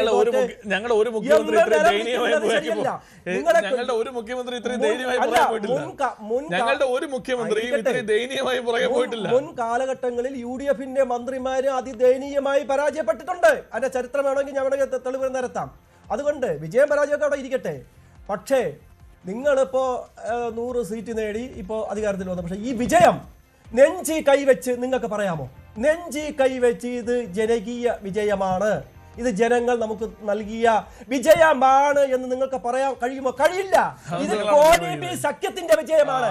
നിങ്ങൾ ജമാഅത്തെ ഇസ്ലാമിയെയും RSS-നെയും സംഘപരിവാറിനെയും വലത് കൈയിൽ ഹിന്ദുത്വ രാഷ്ട്രീയവും ഇടത് കയ്യിൽ ജമാഅത്തെ ഇസ്ലാമിയുടെ മുസ്ലിം രാഷ്ട്രീയം കൂടെ നിങ്ങൾ ബാലൻസ് ചെയ്തുകൊണ്ട് കോലീബി സഖ്യത്തെ വിജയമാണ് നടന്നിട്ടുള്ളത്. യാതൊരു മണ്ഡലത്തിൽ നോക്കണം. ജമാഅത്തെ ഇസ്ലാമി ഇരിക്കട്ടെ സാറേ, ജമാഅത്തെ ഇസ്ലാമി എന്താണ് പറഞ്ഞത്? ജമാഅത്തെ ഇസ്ലാമിയെ വെളുപ്പിച്ചെടുത്ത് VD സതീശനാണ്. ജമാഅത്തെ ഇസ്ലാമിയെ വെളുപ്പിച്ചെടുത്ത് ജമാഅത്തെ ഇസ്ലാമിയെയും സംഘപരിവാറിനെയും കോലീബി സഖ്യമുണ്ടാക്കി. ഇദ്ദേഹം ഈ വെറുതെ പറയുന്ന കാര്യത്തിനകത്ത് എനിക്ക് കൃത്യമായി ഞാൻ താങ്കളുടെ ആർഗ്യുമെന്റ് കേൾക്കുന്ന അതിനകത്ത് മറുപടി പറയാനുള്ള അവകാശം കോൺഗ്രസിനെതിരെയും UDF-നെതിരെയാണല്ലോ പറയുന്നത്. ഞാൻ പറയുന്നത് വെള്ളാപ്പള്ളിയെ മുൻനിർത്തിക്കൊണ്ട് യഥാർത്ഥത്തിൽ മുസ്ലിം കമ്മ്യൂണിറ്റിക്കെതിരെ അല്ലെങ്കിൽ ലീഗിനെതിരെ ഈ പറയുന്ന വർഗീയ രാഷ്ട്രീയത്തിന് നേതൃത്വം കൊടുത്ത കമ്മ്യൂണിസ്റ്റ് മാർക്സിസ്റ്റ് പാർട്ടിയും സാക്ഷാൽ പിണറായി വിജയനുമാണ്. പിണറായി വിജയന്റെ കാറിൽ നിന്ന് ഇറങ്ങിപ്പോയ വെള്ളാപ്പള്ളിയാണ് തൊട്ടു പിറ്റേ ദിവസം നടത്തുന്ന സ്റ്റേറ്റ്മെന്റ് മലപ്പുറം ജില്ലക്കെതിരെ, കുഞ്ഞാലിക്കുട്ടിക്കെതിരെ, മലബാറിലെ ലീഗിനെതിരെ പറയുന്ന സ്റ്റേറ്റ്മെന്റ്. നിങ്ങളൊരു കാര്യം മനസ്സിലാക്കേണ്ടത്, ഇദ്ദേഹം പറഞ്ഞു കോലീബി സഖ്യമൊക്കെ പറഞ്ഞു, അതൊക്കെ അങ്ങ് പള്ളിയിൽ പോയി പറഞ്ഞാൽ മതി. നിങ്ങളൊരു കാര്യം മനസ്സിലാക്കേണ്ടത്, നേമം നിയോജക മണ്ഡലത്തിൽ വി ശിവൻകുട്ടിയുടെ പത്രസമ്മേളനത്തിൽ മഞ്ജുഷ് ഉൾപ്പെടെയുള്ള മാധ്യമപ്രവർത്തകർ ഉണ്ടായിരുന്നല്ലോ. എന്തായിരുന്നു STPയുടെയും ഈ പറയുന്ന ജമാഅത്ത് ഇസ്ലാമിയുടെ വോട്ടുകളെ പറ്റി ചോദിച്ചപ്പോൾ അദ്ദേഹത്തിന്റെ മറുപടി എന്തായിരുന്നു? ആരുടെ വോട്ട് കിട്ടിയാലും സ്വീകരിക്കും. അത് കഴിഞ്ഞ് പോട്ടെ, പാർട്ടിയുടെ സെക്രട്ടറി, സംസ്ഥാന സെക്രട്ടറി MV ഗോവിന്ദന്റെ സ്റ്റേറ്റ്മെന്റ് എന്തായിരുന്നു? ഞങ്ങൾക്ക് വോട്ട് ആര് നൽകിയാലും സ്വീകരിക്കും. പക്ഷേ നിങ്ങളൊരു കാര്യം മനസ്സിലാക്കുന്നത്, കേരളത്തിലെ പ്രതിപക്ഷ നേതാവിന്റെ സ്റ്റേറ്റ്മെന്റ് എന്തായിരുന്നു? ഞങ്ങൾക്ക് ഒരു മത തീവ്രവാദിയുടെ വോട്ട് വേണ്ട, ഞങ്ങൾക്ക് RSS-ന്റെ വോട്ടും വേണ്ട, STPയുടെ വോട്ടും വേണ്ട എന്ന് തുറന്നു പറഞ്ഞ ഒരു പ്രതിപക്ഷ നേതാവ് കേരളത്തിൽ ഉണ്ടായിരുന്നു. ഞാൻ പറഞ്ഞോട്ടെ, ഞാൻ പറഞ്ഞ് കംപ്ലീറ്റ് ചെയ്തോട്ടെ. നിങ്ങൾ ഈ പറയുന്ന പോലെ കോലീബിസ് തോറ്റ് കഴിയുമ്പോഴത്തേക്ക് നിങ്ങൾക്ക് ഭരണിപ്പാട്ട് നടത്താൻ വേണ്ടിയിട്ട് നിങ്ങൾ പറയുന്ന ക്യാപ്സൂളും കൊണ്ട് ഇങ്ങോട്ട് വരണ്ട. ഇത് കോൺഗ്രസ്, നിങ്ങൾ പറയുന്ന പോലെ നെഞ്ചി കൈവച്ച് പറയാൻ കഴിയും. ആത്മാർത്ഥതയുള്ള ജനങ്ങൾ കോൺഗ്രസ് നൽകിയ വിജയമാണ്. അത് നെഞ്ചി കൈവച്ച് തന്നെ പറയാൻ കഴിയും. കാരണം ഈ പറയുന്ന പോലെ നിങ്ങളുടെ കള്ളത്തനം, നിങ്ങളുടെ പൊള്ളത്തനം 10 വർഷക്കാലമായി ഇവിടെ പ്രീണനം നടത്തിക്കൊണ്ട് ഏറ്റവും വലിയ BJP-യെക്കാളും RSS-നേക്കാളും ഏറ്റവും നന്നായി വർഗീയത പറയുന്നത് കമ്മ്യൂണിസ്റ്റ് മാർക്സിസ്റ്റ് പാർട്ടിയാണെന്ന് ഞാൻ പറഞ്ഞാൽ അത് തെളിയിക്കാനുള്ള ചരിത്രം നിങ്ങളൊന്ന് പരിശോധിക്കണം. ഓരോ സ്ഥാനാർത്ഥിയെ, ഓരോ നിയോജക മണ്ഡലത്തിൽ ഓരോ സ്ഥാനാർത്ഥി ഇടുമ്പോൾ പോലും എടുക്കുന്ന സ്റ്റേറ്റ്മെന്റുകൾ, പറയുന്ന ക്യാപ്സൂളുകൾ, ഇടുന്ന സ്ഥാനാർത്ഥികളുടെ ജാതി മതം നോക്കി ഏറ്റവും കൂടുതൽ സ്ഥാനാർത്ഥി നിർണ്ണയിക്കുന്നത് കമ്മ്യൂണിസ്റ്റ് മാർക്സിസ്റ്റ് പാർട്ടിയാണ്. ജനങ്ങൾ അങ്ങനെയല്ല ചിന്തിച്ചത് എന്നുള്ള കാര്യത്തിൽ അല്ല, പല മണ്ഡലങ്ങളും അതിന് ഉദാഹരണമാണ്. ഇപ്പോൾ തവനൂർ നോക്കുക, അവിടെ വി എസ് ജോയിയാണ് വിജയിച്ചത്. വി എസ് ജോയി തോൽപ്പിച്ചത് ആരെയാണ്? KT ജലീലിനെയാണ്. അത് വി എസ് ജോയിയുടെ കാര്യം പറയുമ്പോൾ അദ്ദേഹത്തിന്റെ സമുദായത്തിൽപ്പെട്ട ഒറ്റ വോട്ട് പോലും അവിടെ ഇല്ല എന്നുള്ളതാണ് അല്ലെ. അങ്ങനെ അവിടെ പക്ഷേ നിങ്ങളാണ് ഈ മതം തിരിച്ച് കാര്യങ്ങൾ ചെയ്തത്. പ്രിയപ്പെട്ട കോൺഗ്രസിന്റെ വക്താവ്, ഒരു മിനിറ്റ്, കോൺഗ്രസിന്റെ വക്താവ് പറഞ്ഞതിന് മറുപടി പറയാം. നിങ്ങളിപ്പോ അദ്ദേഹത്തിന്റെ വോട്ടാണെന്ന് പറഞ്ഞല്ലോ. മതമാണ് മതമാണ് മതമാണ് വരുന്നെന്ന് പറഞ്ഞ KM ഷാജി മുസ്ലിം ലീഗിന്റെ കഷത്ത് വെച്ചിട്ടല്ലേ നിങ്ങൾ ഈ മതേതത്വം വിളമ്പുന്നത്? KM ഷാജി എന്താണ് പറഞ്ഞത്? നഷ്ടപ്പെട്ടു പോയ മുസ്ലിം സമുദായത്തിന്റെ 10 വർഷത്തെ ആനുകൂല്യങ്ങൾ തിരികെ പിടിക്കണം എന്ന് പറഞ്ഞ വീഡിയോ ഉണ്ട് സാർ. വീഡിയോയിൽ എന്റെ മൊബൈലുണ്ട്, കാണിച്ചു തരാം സാർ. നിങ്ങളെ മുസ്ലിം ലീഗ് നിങ്ങളുടെ രണ്ടാമത്തെ കക്ഷിയല്ലേ? മുസ്ലിം ലീഗിന്റെ നേതാവായിട്ടുള്ള KM ഷാജി എന്താണ് പറഞ്ഞത്? നഷ്ടപ്പെട്ടു പോയ 10 വർഷത്തെ മുസ്ലിം സമുദായം എടുത്തു പറഞ്ഞു. മുസ്ലിം സമുദായത്തിന് നഷ്ടപ്പെട്ടു അവകാശങ്ങൾ തിരികെ പിടിക്കണം എന്ന് പറഞ്ഞ നിങ്ങളുടെ നേതാവായിട്ടുള്ള KM ഷാജിയാണ് സാർ. മതമാണ് മതമാണ് മതമാണ് വലുത് എന്ന് പറഞ്ഞ KM ഷാജിയാണ് സാർ. അപ്പൊ നിങ്ങൾക്ക് മതം അല്ലേ? നിങ്ങൾക്ക് മതം പറയാം. അപ്പൊ വെള്ളാപ്പള്ളി നടേശനെ കാറിക്കാറ്റി കൊണ്ടുപോകും, അത് വലിയ തെറ്റ്. വർഗീയത പറയുന്നതൊക്കെയാണ്. മുസ്ലിം ലീഗ് വർഗീയ പാർട്ടി എന്നൊന്നും ഞാൻ പറയുന്നില്ല. മുസ്ലിം ലീഗ് ഒരു സമുദായ പാർട്ടിയാണ്, സമുദായത്തിന്റെ താല്പര്യങ്ങൾ സംരക്ഷിക്കുന്ന പാർട്ടിയാണ്. പക്ഷേ മതമാണ് മതമാണ് വലുത്, മതമാണ് വലുത്.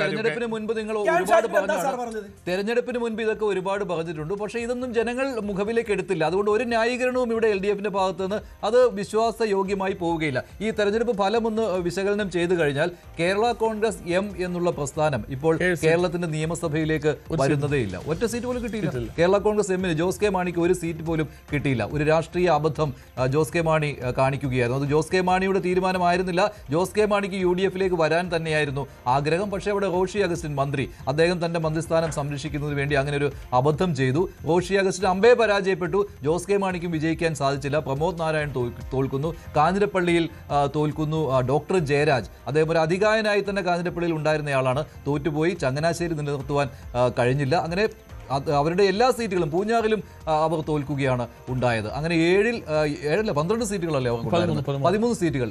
എല്ലാ സീറ്റിലും തോൽക്കുന്ന ഒരു പാർട്ടിയായിട്ട് കേരള കോൺഗ്രസ് M മാറി. അതേസമയം UDFിൽ ഉണ്ടായിരുന്ന കേരള കോൺഗ്രസ് ജോസഫ് വിഭാഗം അവർക്ക് 8ൽ 7 സീറ്റുകൾ വിജയിക്കുവാൻ കഴിഞ്ഞുവെന്ന നേട്ടവും ഉണ്ടായി. ഇപ്പോൾ ശ്രീ കേണൽ ഡിന്നി, അദ്ദേഹം BJPയുടെ പ്രതിനിധിയാണ്. ശ്രീ ഡിന്നി, ഈ വിജയത്തെ, UDFിന്റെ വിജയത്തെ എങ്ങനെ കാണുന്നു? BJP പ്രതീക്ഷിച്ചതിനേക്കാൾ അപ്പുറമായ പ്രകടനമാണോ കാഴ്ചവെച്ചത്? തീർച്ചയായിട്ടും ശ്രീ മഞ്ജുഷ്, നമ്മൾ പ്രതീക്ഷിച്ച കണക്കുള്ള ഒരു വിജയം തന്നെയാണ് ഭാരതീയ ജനതാ പാർട്ടി നയിക്കുന്ന NDAക്ക് വന്നിട്ടുള്ളത്. അതായത് നമ്മൾ എപ്പോഴും പറഞ്ഞത് ഈ ഒരു തെരഞ്ഞെടുപ്പ് ഒരു മാറ്റത്തിന്റെ ഒരു തെരഞ്ഞെടുപ്പായിരിക്കും. ഭാരതീയ ജനതാ പാർട്ടി ഇനി കേരളത്തിൽ ഒരു നിർണായകമായിട്ടുള്ള ശക്തി ആയിരിക്കും എന്നുള്ളതിനകത്ത് യാതൊരു സംശയമില്ല. ഇപ്പം 3 സീറ്റുള്ള ഞങ്ങള് നിയമസഭയിൽ 3 ഞങ്ങളുടെ MLAമാർ ശബ്ദിക്കുമ്പോൾ അത് പ്രതിപക്ഷത്തിന്റെ യഥാർത്ഥത്തിലുള്ള അതിന്റെ ശബ്ദമായി മാറും എന്നുള്ളതിന് യാതൊരു സംശയമില്ല. നമ്മൾ ഈ 3 സീറ്റൊന്നും ഞാൻ വെറും ഒരു 3 സീറ്റായിട്ട് കാണേണ്ട ആവശ്യമില്ല. ഇന്ന് നമ്മൾ ഇതേ ഇലക്ഷൻ സമയത്ത് ബംഗാളിലും ഇലക്ഷൻ നടക്കുകയാണ്. ബംഗാളിലും റിസൾട്ട് വന്നു.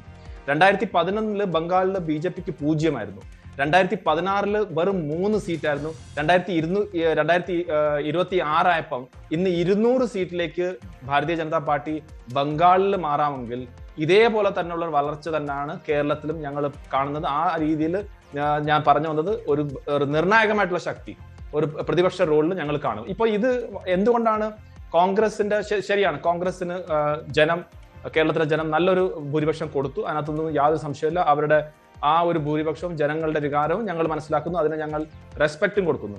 പക്ഷെ ഒരു കാര്യം വ്യക്തമാണ്, ഈ ഒരു ഭൂരിപക്ഷം ഇത്രയും കിട്ടാനുള്ള പ്രധാന കാരണം ഇത് ഒരു UDF അനുകൂല വോട്ടായിട്ടതിന് പകരം ഇതൊരു CPM വിരുദ്ധം, പ്രത്യേകിച്ച് ശ്രീ പിണറായി വിജയൻ വിരുദ്ധ വോട്ടുകളാണ് ഇത് പോയത്.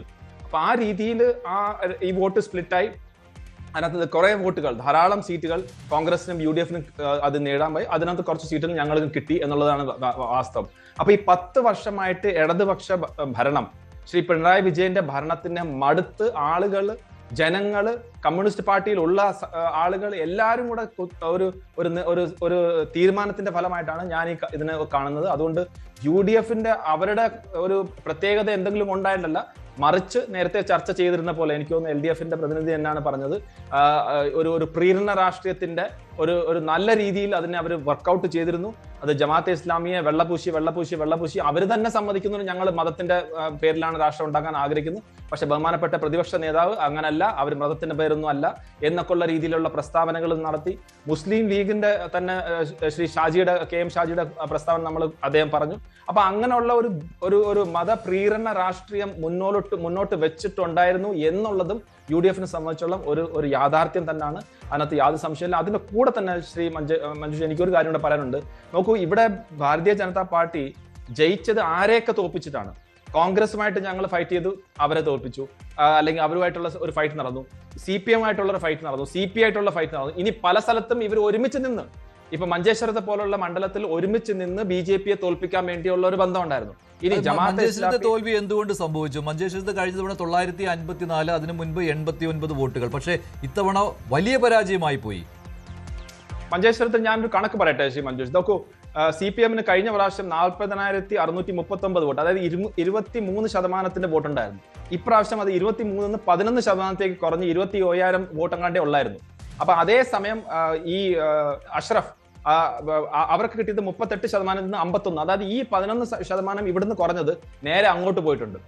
അപ്പൊ ആ രീതിയിലുള്ള ക്രോസ് വോട്ടിങ്ങിന്റെ ഏറ്റവും ഉത്തമമായിട്ടുള്ള ഉദാഹരണമാണ് മഞ്ചേശ്വരം നടന്നത്. അവിടെ SDP കാൻഡിഡേറ്റ് എങ്ങനെയാണ് പിൻവലിച്ചത്, എന്ത് കാരണങ്ങൾ പറഞ്ഞിട്ടാണ്, ആര് പറഞ്ഞിട്ടാണ് പിൻവലിച്ചെന്നുള്ള കാര്യങ്ങളൊക്കെ നമ്മൾ കേട്ടതല്ലേ. അപ്പം BJP-യെ സംബന്ധിച്ചോളം എന്ത് വില കൊടുത്താലും അവർ തോൽപ്പിക്കണം എന്നുള്ളത് ഇത് അതായത് ഇന്ത്യ മുന്നണിയുടെ ഭാഗമായിട്ടുള്ള കോൺഗ്രസിനും CPM-ന്റെ നയമായിരുന്നു.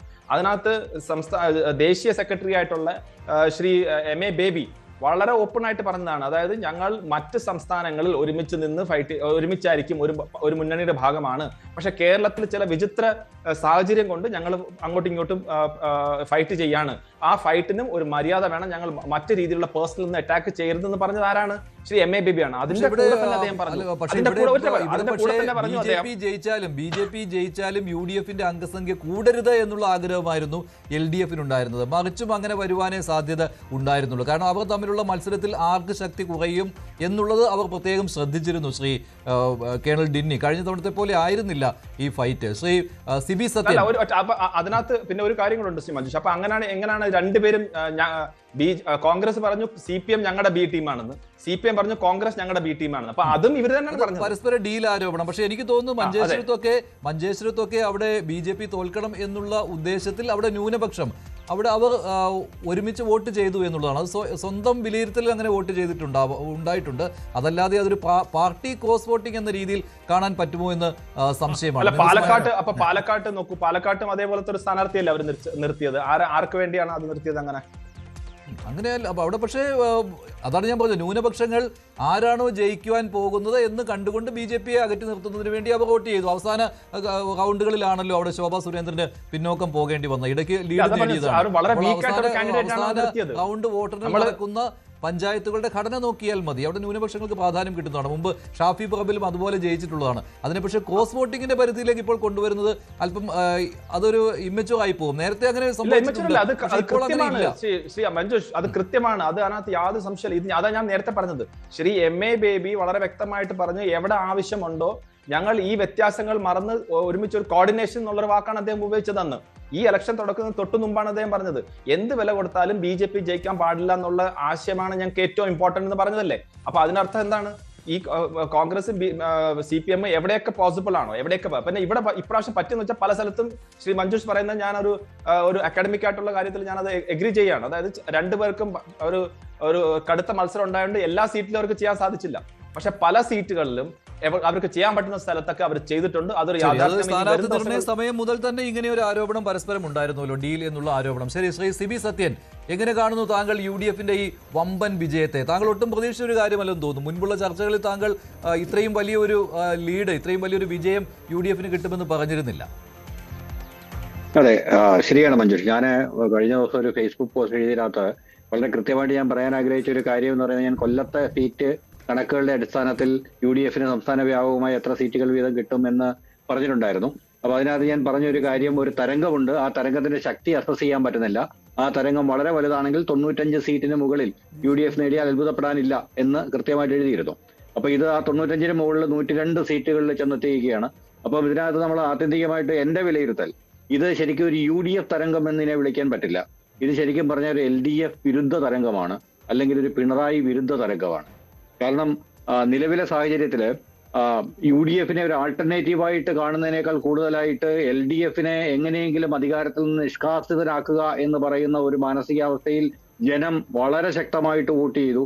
BJPക്ക് കിട്ടിയ 3 സീറ്റുകൾ പോലും അതിന്റെ ഒരു ബെനഫിഷ്യറി ആയിട്ട് വന്നതാണെന്ന് നമുക്ക് കാണാൻ കഴിയും. കാരണം ഈ 3 മണ്ഡലങ്ങളിലും പ്രധാനപ്പെട്ട എതിരാളി CPMന്റെ അല്ലെങ്കിൽ LDFന്റെ എതിരാളി BJP ആയതുകൊണ്ട് സ്വാഭാവികമായിട്ട് അവർ ജയിച്ചു. പക്ഷെ BJPയെ ജനങ്ങൾ അത്രയ്ക്ക് അങ്ങ് ഹൃദയത്തിലേക്ക് എടുക്കുന്നില്ല. കാരണം അവർക്ക് കിട്ടിയ വോട്ടിംഗ് മാർജിൻ കണ്ടാൽ അറിയാം, വളരെ ചെറിയ വോട്ടിംഗ് മാർജിൻ മാത്രമാണ്, ഭൂരിപക്ഷ മാർജിൻ മാത്രമാണ് BJP സ്ഥാനാർത്ഥികൾക്ക് ഇവിടെ കിട്ടിയിരിക്കുന്നത്.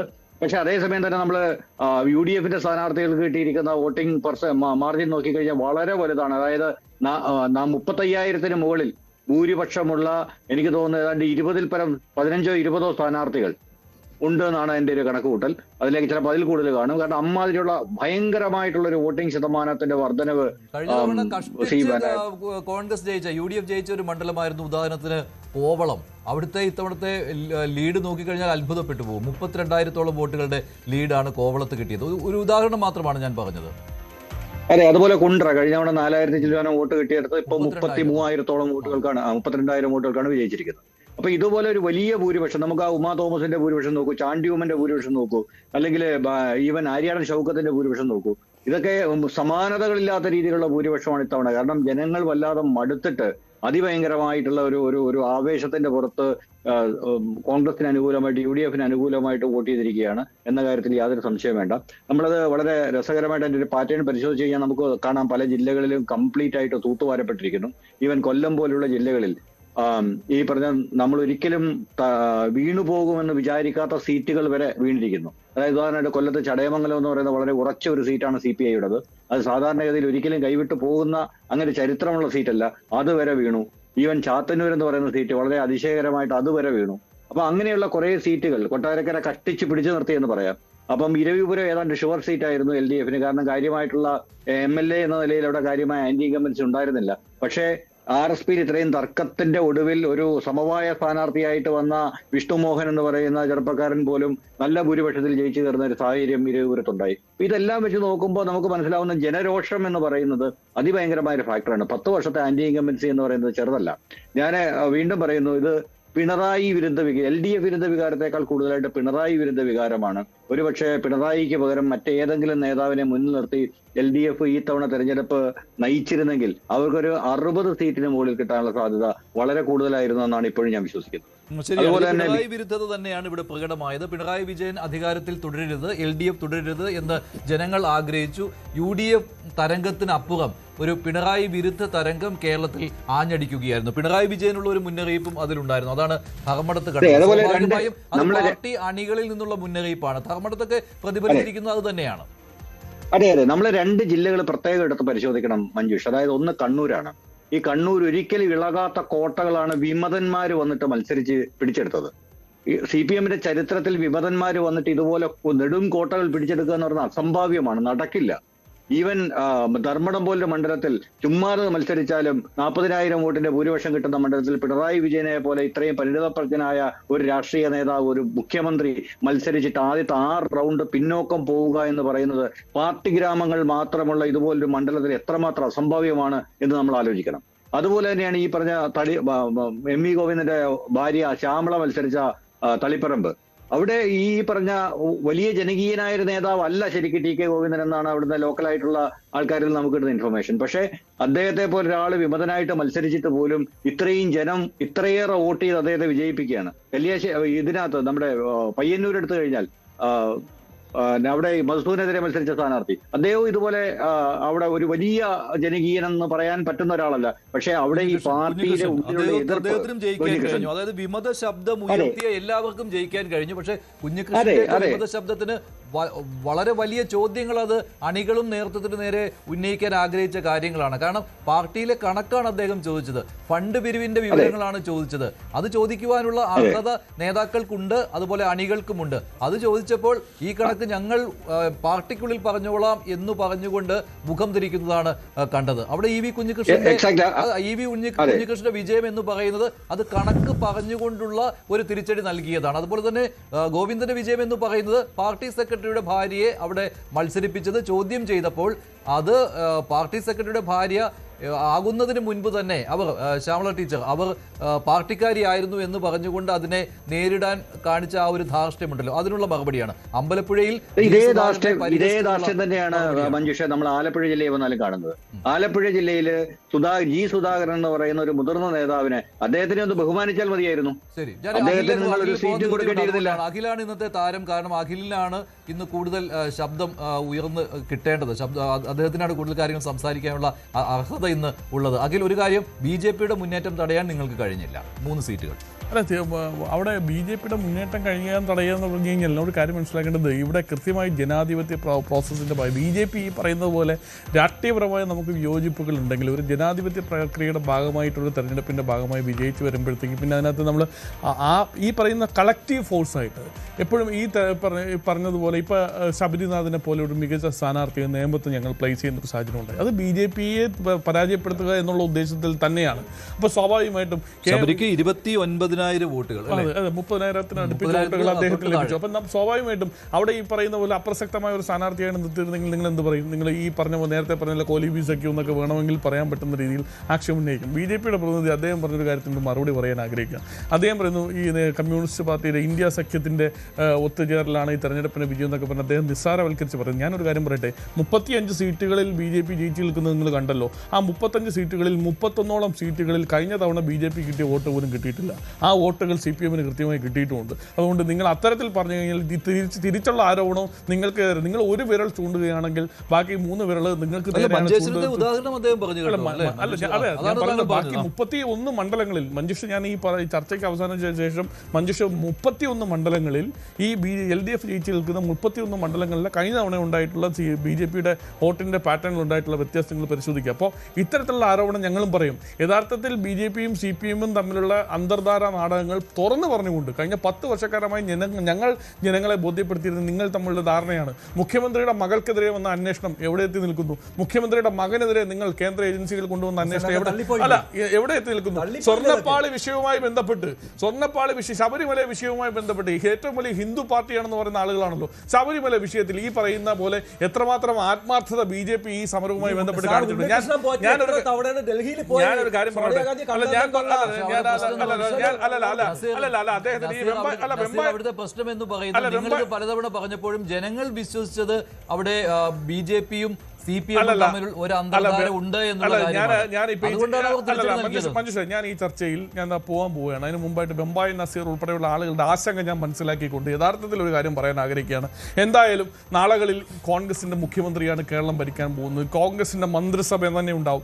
ഞങ്ങൾ കഴിഞ്ഞ കാലം വരെ ഉന്നയിച്ചിരുന്ന മുഴുവൻ ആരോപണങ്ങൾക്കും കൃത്യമായ അന്വേഷണം നടത്തി ഈ പറയുന്നത് പോലെ സ്വർണ്ണപ്പാളികൾ സ്വർണം കെട്ടവൻ ആരപ്പ സഖാക്കളാണ് അയ്യപ്പ എന്ന് പറയുന്ന ആ പാട്ടിനെ അന്വർത്ഥമാക്കുന്ന രീതിയിൽ സഖാക്കൾക്ക് ബന്ധമുണ്ടെങ്കിൽ നസീറിന്റെ ഈ ഉൾപ്പെടെയുള്ള ആശങ്ക പരിഹരിച്ചുകൊണ്ട് ആ സഖാക്കളെ ജയിലിൽ കിടത്താനുള്ള മുഴുവൻ പ്രവർത്തനങ്ങളുമായി ഞങ്ങൾ മുന്നോട്ട് പോകുമെന്ന് മാത്രം പറഞ്ഞുകൊണ്ട് ഈ ചർച്ചയിൽ നിന്നും ഒരു വിടവാങ്ങൽ കൂടി ചോദിക്കാൻ അടുത്ത ചാനലിലേക്ക് പോകേണ്ടതുള്ളതുകൊണ്ട് ഇന്നത്തെ ദിവസം ഞങ്ങൾക്ക് ആഘോഷമാണ്. ജനങ്ങൾ നൽകിയ ഒരു വിജയമാണ്, സന്തോഷമാണ്, മധുരമാണ്. അതിന്റെ ഭാഗമായി പോകാൻ അനുവദിക്കണമെന്ന് അഭ്യർത്ഥിച്ചുകൊണ്ട് ശരി അഖിൽ. ശ്രീ മോഹൻ വർഗീസ്, താങ്കൾ എങ്ങനെ കാണുന്നു ഇന്നത്തെ ഈ വിജയത്തെ? ഇന്നത്തെ വിജയം UDF-ന്റെ ചരിത്രത്തിലെ 2ാമത്തെ വലിയ മാർജിനിലാണ് വിജയിച്ചിരിക്കുന്നത്. അടിയന്തരാവസ്ഥയ്ക്ക് ശേഷമുള്ള 1977 തെരഞ്ഞെടുപ്പിന് ശേഷം ഇത്രയധികം സീറ്റോടുകൂടി 103 സീറ്റോടുകൂടി വിജയിച്ചു വരിക എന്ന് പറയുന്നത് ഗംഭീരമായ വിജയം തന്നെയാണ്. ആന്റി ഇൻകംബൻസി എന്ന ഒരു കേവല സംജ്ഞയിൽ അത് ചുരുക്കാവുന്നതല്ല. സമഗ്രമായ രീതിയിൽ പല നിലയിലാണ് ഇതിനെ വിലയിരുത്തേണ്ടത്. CPM-നെതിരെ ഉണ്ടായ ഒരു പ്രതിഷേധം, മുഖ്യമന്ത്രി എന്ന വ്യക്തിക്കെതിരെ ഉണ്ടായ ഒരു പ്രതിഷേധം, മന്ത്രിസഭയിലെ ഏതാണ്ട് 13 അംഗങ്ങളാണ് പരാജയപ്പെട്ടിരിക്കുന്നത്. അതിനർത്ഥമെന്ന് പറയുന്നത് CPM-ന്റെ രീതിശാസ്ത്രത്തിൽ കാര്യമായ മാറ്റം വന്നിരിക്കുന്നു. വർഗ ബഹുജന പിന്തുണ ഒരുപക്ഷെ ആ ഒരു പിൻബലം CPM-ന് നഷ്ടപ്പെട്ടിരിക്കുന്നു. അതുകൊണ്ട് യഥാർത്ഥത്തിൽ വലതുപക്ഷ വ്യതിയാനം സംഭവിച്ച ഇടതുപക്ഷത്തെ ഒരു പാഠം പഠിപ്പിക്കുക എന്ന് ഒരുപക്ഷെ ഇടതുപക്ഷത്തെ സ്നേഹിക്കുന്ന ഒരുപിടി ആളുകളെങ്കിലും വിശ്വസിച്ചിട്ടുണ്ട്. അതുതന്നെയാണ് പ്രതിപക്ഷ നേതാവ് VD സതീശൻ പറഞ്ഞ 5 വിസ്മയങ്ങളിൽ 3 വിസ്മയങ്ങൾ ജയിച്ചു വന്നു. ഒരു വിസ്മയം കൊട്ടാരക്കരയിൽ ഐഷ പോറ്റിയുടെ രൂപത്തിൽ തുച്ഛമായ വോട്ടുകൾക്ക് പരാജയപ്പെട്ടു എന്ന് പറഞ്ഞാൽ അതിനർത്ഥം CPM-ന്റെ തട്ടകങ്ങളിൽ പയ്യന്നൂരും തളിപ്പറമ്പും ഉൾപ്പെടെയുള്ള പാർട്ടി ഗ്രാമങ്ങളുള്ള CPM-ന്റെ ഒന്നാന്തരം തട്ടകങ്ങളിൽ CPM-ന്റെ തന്നെ വിമത വിഭാഗത്തിന്റെ സഹായത്തോടു കൂടി UDF മുന്നണിക്ക് വിജയിച്ചു വരാൻ കഴിഞ്ഞു എന്ന് പറയുന്നത് അത്ഭുതകരമായ ഒരു കാര്യം തന്നെയാണ്. ആലപ്പുഴ ജില്ലയാണ് ചുവന്ന ജില്ല എന്ന് പറയുന്നത്, അതുപോലെ കണ്ണൂർ ജില്ല. അപ്പൊ കണ്ണൂരും ആലപ്പുഴയിലും CPM-നുണ്ടായ തിരിച്ചടി യഥാർത്ഥത്തിൽ അത് UDF-ന്റെ മാത്രം മെറിറ്റ് അല്ല, മറിച്ച് ഈ ആളുകളെ, അണികളെ അല്ലെങ്കിൽ ഇടത്തര നേതാക്കളെ കൈകാര്യം ചെയ്തതിൽ, അതുപോലെ G. സുധാകരൻ ഉൾപ്പെടെയുള്ള വൻകിട നേതാക്കളെ കൈകാര്യം ചെയ്തതിൽ CPM-നുണ്ടായ ഒരു പിശകാണ്. രക്തസാക്ഷി ഫണ്ട് ഉൾപ്പെടെ ദുരുപയോഗം ചെയ്തു എന്ന് പറയുന്നത് അല്ല, അത് പിശകല്ല. ഞങ്ങൾ എന്തും ചെയ്യും, ഞങ്ങളോട് ചോദിക്കാൻ ആരുണ്ട് എന്നുള്ളൊരു മനോഭാവമാണ്. അത് പിശക എന്ന് പറയാൻ കഴിയുകയില്ല. അത് മനഃപൂർവ്വം അങ്ങനെ തന്നെ ഉണ്ടാക്കിയെടുത്തതാണ്. അതായത് ഇവർ ഈ സമരങ്ങളോടൊക്കെ കാണിച്ച ഈ ഒരു മുഖം തിരിക്കുന്ന നടപടി എന്ന് പറയുന്നത് അത് ധാർഷ്ട്യവും ധിക്കാരവും അഹങ്കാരം എന്നീ വാക്കുകൾ കൊണ്ട് വിശേഷിപ്പിക്കാൻ കഴിയുകയുള്ളൂ. അപ്പോൾ ജനങ്ങൾ അതെല്ലാം കാണുന്നുണ്ടായിരുന്നു. അതുകൊണ്ടാണ് ഇങ്ങനെ ഒരു അടി വന്നത്. ഇനിയിപ്പോൾ ഇതിപ്പോൾ ഈ കോലീബി സഖ്യമായിരുന്നു, അങ്ങനെയുള്ള ഒരു തന്ത്രപരമായ നിലപാട് കൊണ്ടാണ്, അല്ലെങ്കിൽ ന്യൂനപക്ഷ വർഗീയത, ഭൂരിപക്ഷ വർഗീയത, ഇവയെ രണ്ടും താലോലിച്ചത് കൊണ്ടാണ് UDF-ന്റെ വിജയം എന്നൊക്കെ പറഞ്ഞ് ഒതുക്കുവാൻ ശ്രമിക്കും. പക്ഷെ അതൊന്നും മുഖവിലേക്ക് എടുക്കാൻ പറ്റുകയില്ലല്ലോ ശ്രീ മോഹൻ. അതൊന്നും മുഖവിലേക്ക് എടുക്കാൻ പറ്റില്ല. ഒരു പരിധി വരെ ധ്രുവീകരണം ഉണ്ടായിട്ടുണ്ട്. ഇടതുപക്ഷത്തിനെതിരെ യഥാർത്ഥത്തിൽ മുസ്ലിങ്ങളുടെയും ക്രൈസ്തവരുടെയും ഒരു ഏകീകരണം ഉണ്ടായി എന്ന് തള്ളിക്കളയാനാവില്ല. പക്ഷെ ആ ഏകീകരണം ഉണ്ടായതുകൊണ്ട് മാത്രം ലഭിക്കാവുന്നതല്ല 102-ൽ പരം സീറ്റുകൾ എന്ന് പറഞ്ഞാൽ അതിനർത്ഥം ഭരണവിരുദ്ധതയുണ്ടായി. ധാർഷ്ട്യത്തിന് ശ്രീ മഞ്ജുഷ തന്നെ ഉപയോഗിച്ച വാക്കുകളാണ് ധാർഷ്ട്യം, ധിക്കാരം, അഹങ്കാരം, താൻ പോരിമ. അപ്പൊ തങ്ങളെ എതിർക്കാൻ ആരുണ്ട് ഇവിടെ എന്നാണ് ചോദിക്കുന്നത്. അതായത് ഞങ്ങൾ LDF അല്ലെങ്കിൽ മറ്റാര് എന്നത് തന്നെ ആ മുദ്രാവാക്യം തന്നെ ധാർഷ്ട്യത്തിന്റെ സ്വരം കാട്ടുന്ന മുദ്രാവാക്യമാണ്. ആ മുദ്രാവാക്യത്തിനെതിരെ ശ്രീ പിണറായി വിജയന്റെ മുഖം മാത്രം ഫ്ലക്സ് ബോർഡുകളിൽ നിറഞ്ഞു നിൽക്കുന്ന ഒരു PR സമീപനം, അതിനെതിരെ ഉള്ള ഒരു ജനവികാരം ഇവിടെ കണ്ടു എന്ന് വേണമെങ്കിൽ പറയാം. ഒരുപക്ഷെ മറ്റൊരു ആളെ, ഒരു തലമുറ മാറ്റത്തിനുള്ള ഒന്നാന്തരം അവസരമുണ്ടായിരുന്നു. ആന്റി ഇൻകമൻസി ഉണ്ട് എന്ന് കണ്ടെത്തുന്നതിൽ LDF സംവിധാനം പരാജയപ്പെട്ടു. പാർട്ടി സെക്രട്ടറി MV ഗോവിന്ദൻ പരാജയപ്പെട്ടു, പാർട്ടിയുടെ സെക്രട്ടേറിയറ്റ് പരാജയപ്പെട്ടു, കേന്ദ്ര പോളിറ്റ് ബ്യൂറോ പരാജയപ്പെട്ടു. ആ ഭരണവിരുദ്ധ വികാരം ഉണ്ടായിരുന്നെങ്കിൽ ഏറ്റവും നല്ല മാർഗം പിണറായി വിജയനെ അല്ല, മറ്റേതെങ്കിലും ശൈലജ ടീച്ചറിനെ ഉൾപ്പെടെ മറ്റൊരു നേതാവിനെ ചൂണ്ടിക്കാട്ടിക്കൊണ്ട് ഒരു പരിധിവരെ പല മന്ത്രിമാരെ മാറ്റി നിർത്തിക്കൊണ്ട് ഭൂരിപക്ഷം MLA-മാരെ മാറ്റി നിർത്തിക്കൊണ്ടുള്ള ഒരു പരീക്ഷണം നടത്താമായിരുന്നു. അങ്ങനെയെങ്കിൽ ജനകീയരാണ് എന്നുള്ളൊരു തോന്നലുണ്ടായിരുന്നു. അത് ശരിയുമായിരുന്നു, MLA-മാർ ജനകീയരായിരുന്നു. പക്ഷേ ഈ സർക്കാർ വിരുദ്ധ പ്രതികരണം വന്നപ്പോൾ അവിടെ MLA-മാരെ അല്ല ആദ്യം ജനങ്ങൾ കണ്ടത്, അവിടെ സർക്കാരിന്റെ പ്രവർത്തനങ്ങളെയാണ്, അല്ലെങ്കിൽ പിണറായി വിജയനെയാണ് ആദ്യം കണ്ടത്. ആ പിണറായി വിജയൻ എന്ന് പറയുന്നത് ഈ MLA-മാരുടെ ഒരു പ്രതിരൂപമായിട്ട് അവിടെ കണ്ടു. ഇതല്ലേ സംഭവിച്ചത് ശരിക്കും? MLA-മാരുടെ ഒരു ജനകീയത അത് തീർച്ചയായും തിരുവനന്തപുരം ജില്ലയുടെ ചില മണ്ഡലങ്ങളിൽ ജനകീയരായ MLA-മാരുടെ ചിറകിലേറി മാത്രമാണ് CPM-ന് ജയിക്കാൻ കഴിഞ്ഞത്. വിജയം അങ്ങനെയാണ്, വർക്കലയിൽ ഉള്ള വിജയം അങ്ങനെയായിട്ട് കണക്കാക്കാം. ജോയിയുടെ വിജയം കാണാം, അൻസലന്റെ വിജയം കാണാം, പാറശാലയിലെ ഹരീന്ദ്രന്റെ വിജയം കാണാം. അങ്ങനെ പല സീറ്റുകളും തിരുവനന്തപുരം ജില്ലയുടെ പല സീറ്റുകളിലും വിജയത്തിന്റെ ക്രെഡിറ്റ് MLA-മാർക്ക് അർഹതപ്പെട്ടതാണ്. ശ്രീ പിണറായി വിജയനോ CPM-നോ അവകാശപ്പെട്ടതല്ല. അവർ ജനക്ഷേമപരമായ കാര്യങ്ങൾ ചെയ്തു. അതേസമയം കൊല്ലം ജില്ലയിൽ നിലവിലുള്ള MLA-മാർ പലരും തകർന്നടിയുന്നത് കണ്ടു. കൊല്ലം ഇടതുപക്ഷത്തിന് തേരോട്ടമുണ്ടായിരുന്ന ഒരു മണ്ഡലം, ഒരു ജില്ലയാണ്. കേവലം 2 UDF MLA-മാരാണ് ഉണ്ടായിരുന്നത്. അവിടെ തകിടം മറിഞ്ഞിരിക്കുന്നു. കോഴിക്കോട് ജില്ലയാണ് ഏറ്റവും വലിയ ഞെട്ടൽ സമ്മാനിച്ചിരിക്കുന്നത്. അവിടെ മുഹമ്മദ് റിയാസ് എന്ന ഒറ്റയാൾ മാത്രമാണ്, കാനാൽ ഒരു തരി മാത്രമായി അവശേഷിച്ചിരിക്കുന്നു. ചുവന്ന ജില്ലയായി മാറിക്കൊണ്ടിരുന്ന കോഴിക്കോട് ജില്ലയിൽ ബേപ്പൂർ സീറ്റിൽ മാത്രം ഏതാണ്ട് 6,000-7,000 വോട്ടിന് മുഹമ്മദ് റിയാസ് ജയിച്ചു വന്നു എന്നത് ഒരു സേവിംഗ് ഗ്രേസ് മാത്രമാണ്. അതുകൊണ്ട് UDF-ന് മറ്റൊരു കാൻഡിഡേറ്റ് ആയിരുന്നുവെങ്കിൽ അൻവറിനെ എവിടെയെങ്കിലും ഉൾക്കൊള്ളിക്കണം എന്ന് വെച്ചുകൊണ്ട് ബേപ്പൂരിൽ കൊണ്ട് മത്സരിപ്പിച്ചതാണ്. അൻവർ അല്ലായിരുന്നുവെങ്കിൽ അവിടെ ചിലപ്പോൾ റിയാസും തോറ്റേനെ. കാരണം റിയാസ് തോക്കേണ്ട ഒരാളായിരുന്നു ഈ മന്ത്രിസഭയിലെ. അല്ലെ, ഒരു പക്ഷേ റിയാസിനെതിരെ കൂടി, മുഖ്യമന്ത്രിക്കെതിരെയുള്ള വികാരത്തിന്റെ ഒരു പങ്ക് റിയാസിനെതിരെ കൂടെ ഉണ്ടാകേണ്ടതാണ്. പക്ഷേ റിയാസ് അവിടെ ഒരു ജനകീയ MLA കൂടിയായിരുന്നു. മന്ത്രി എന്നത് മാത്രമല്ല, ആന്റി ഇൻകമൻസി മാത്രമല്ല അവിടെ വർക്ക് ചെയ്തത്. അവിടെ റിയാസ് മണ്ഡലത്തിന് ബേപ്പൂരിന് ഉപകാരപ്രദമായ ഏറെ കാര്യങ്ങൾ കൊണ്ടുവന്നു, ആക്സസിബിൾ ആയിരുന്നു. പക്ഷെ ആ ഒരു കാര്യം കൂടെ പരിഗണിക്കേണ്ടതുണ്ട്. ജനം അതുകൂടി പരിഗണിച്ചു എന്ന് ഓർക്കണം. അതുകൊണ്ട് ഈ കുത്തൊഴുക്കിനിടയിലും ചില മണ്ഡലങ്ങളിൽ ഉദാഹരണത്തിന് കോൺഗ്രസിൻ്റെ ഒരു സമുന്നതനായ നേതാവ് തൃശ്ശൂർ ജില്ലയിൽ പരാജയപ്പെട്ടു, TN പ്രതാപൻ. അതൊരു വലിയ ഒരു ഞെട്ടൽ തന്നെയാണ്. മണലൂർ TN പ്രതാപന്റെ പരാജയം എന്ന് പറയുന്നത് വിജയത്തിന്റെ ധാരാളിത്വത്തിനിടയിലും അങ്ങനെയുള്ള പരാജയങ്ങൾ വേറിട്ട് നിൽക്കുന്നു. അപ്പോൾ അതുകൊണ്ട് തീർച്ചയായും നിലവിലുള്ള MLA-മാരുടെ ഒരു ജനകീയത കുറച്ചൊക്കെ മുതലാക്കിയത് കൊണ്ടാണ് CPM-നും LDF-നും 35 സീറ്റിലെങ്കിലും എത്തി നിൽക്കാൻ സാധിച്ചതെന്നാണ് കണക്ക്. അല്ല എങ്കിൽ ഒരുപക്ഷെ UDF-ന് ടാലി ഇതിനേക്കാൾ കൂടുതലാകുമായിരുന്നു. 111 സീറ്റാണ് 1977 തെരഞ്ഞെടുപ്പിൽ UDF ലഭിച്ചത്. പിന്നീട് ഏറ്റവും കൂടുതൽ ലഭിച്ചത് 2001 തെരഞ്ഞെടുപ്പിൽ ലഭിച്ച 101 സീറ്റാണ് ആന്റണി മുഖ്യമന്ത്രിയായി മാറിയപ്പോൾ. അതിനുശേഷം ഇപ്പോഴാണ് വൻപൻ തരംഗം. LDF-ന് ഈ അടുത്ത കാലത്ത് എങ്ങും ലഭിച്ചിട്ടില്ലാത്ത അത്രയും നമ്പറാണ്. ഇത്തരത്തിലൊരു മുന്നണി സംവിധാനം നിലവിൽ വന്നതിന് ശേഷം UDF-ന് കിട്ടുന്ന ഏറ്റവും വലിയ വിജയമായിട്ട് തന്നെ ഇതിനെ കണക്കാക്കാം. രണ്ട് മുന്നണികൾക്കും കിട്ടിയ ഏറ്റവും വലിയ വിജയം. കഴിഞ്ഞ തവണത്തെ LDF-ന്റെ വിജയത്തെക്കാൾ ശക്തമായ വിജയമാണ് ഇത്തവണ UDF കൈവരിച്ചിരിക്കുന്നത് സീറ്റ് എണ്ണത്തിന്റെ കാര്യത്തിൽ. ശ്രീ MS വേണുഗോപാൽ, ഈ വിജയം പിണറായി വിരുദ്ധത കാരണമുണ്ടായതാണ്, ഒരു സംശയമില്ലല്ലോ? തീർച്ചയായിട്ടും പിണറായി വിരുദ്ധതയാണ് ഇതിൽ ഒന്നാമതായിട്ട് പ്രതിഫലിച്ചിട്ടുള്ളത്.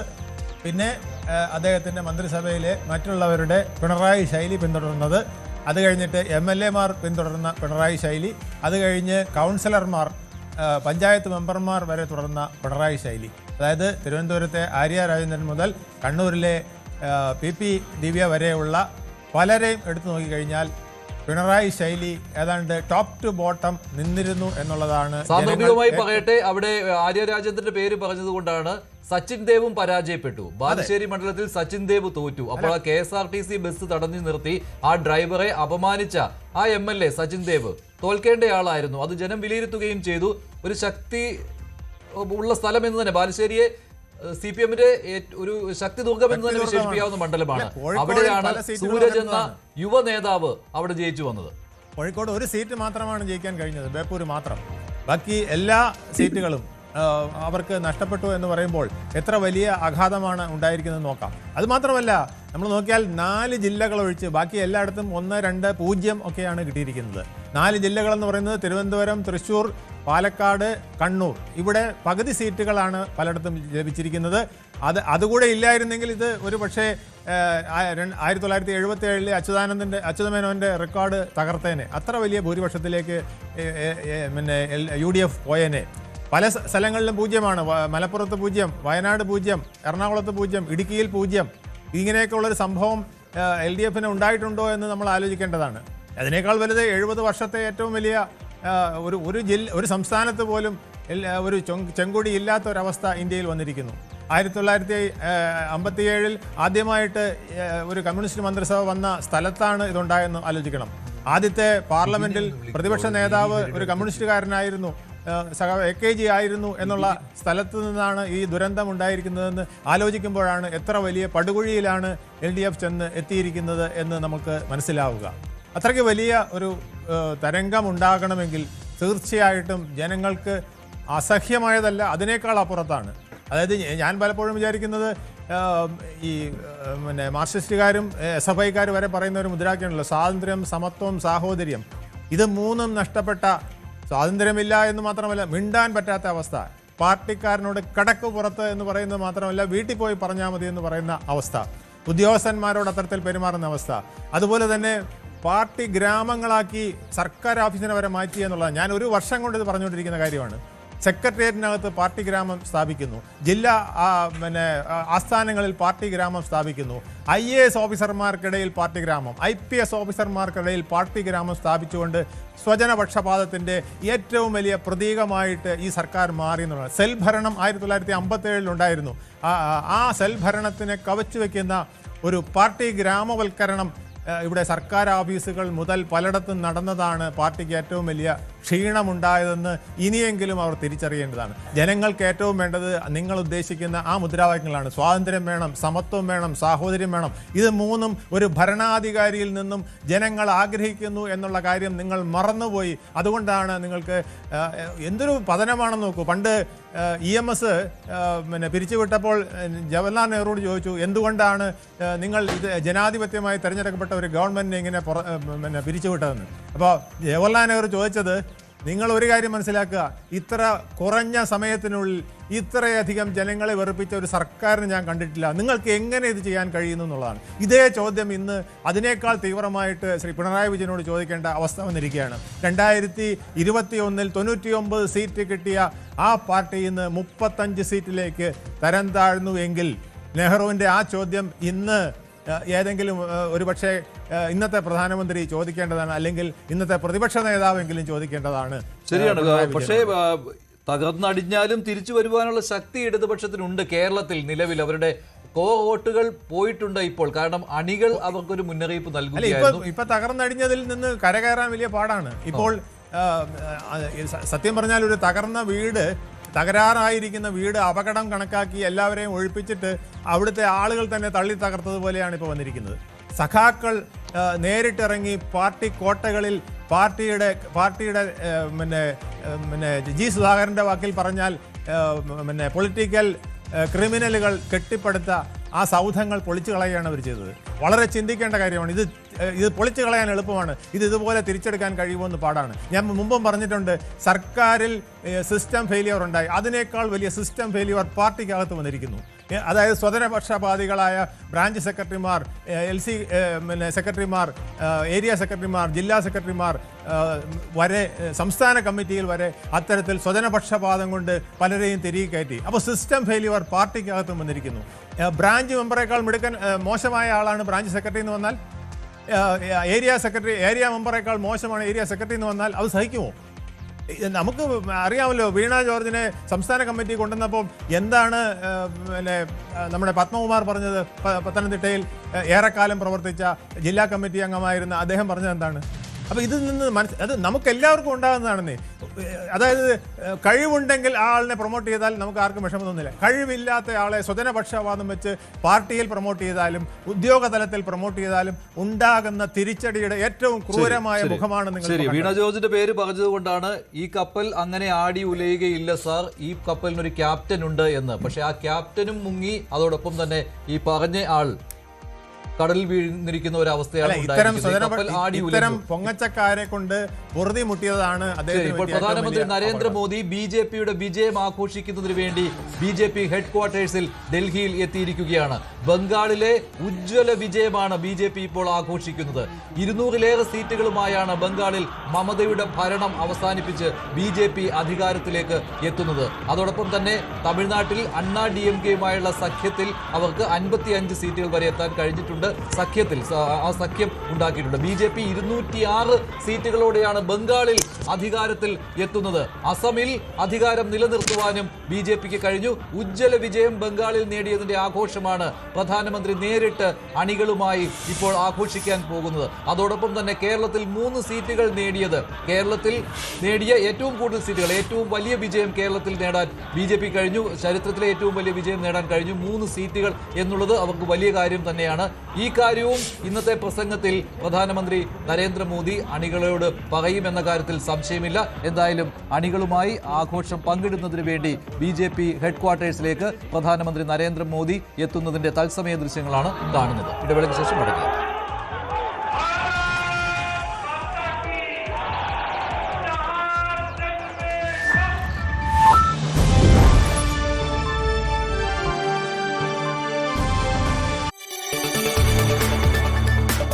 കൂടുതൽ വാർത്തകൾക്ക് News 18 Keralam YouTube channel subscribe ചെയ്യുക.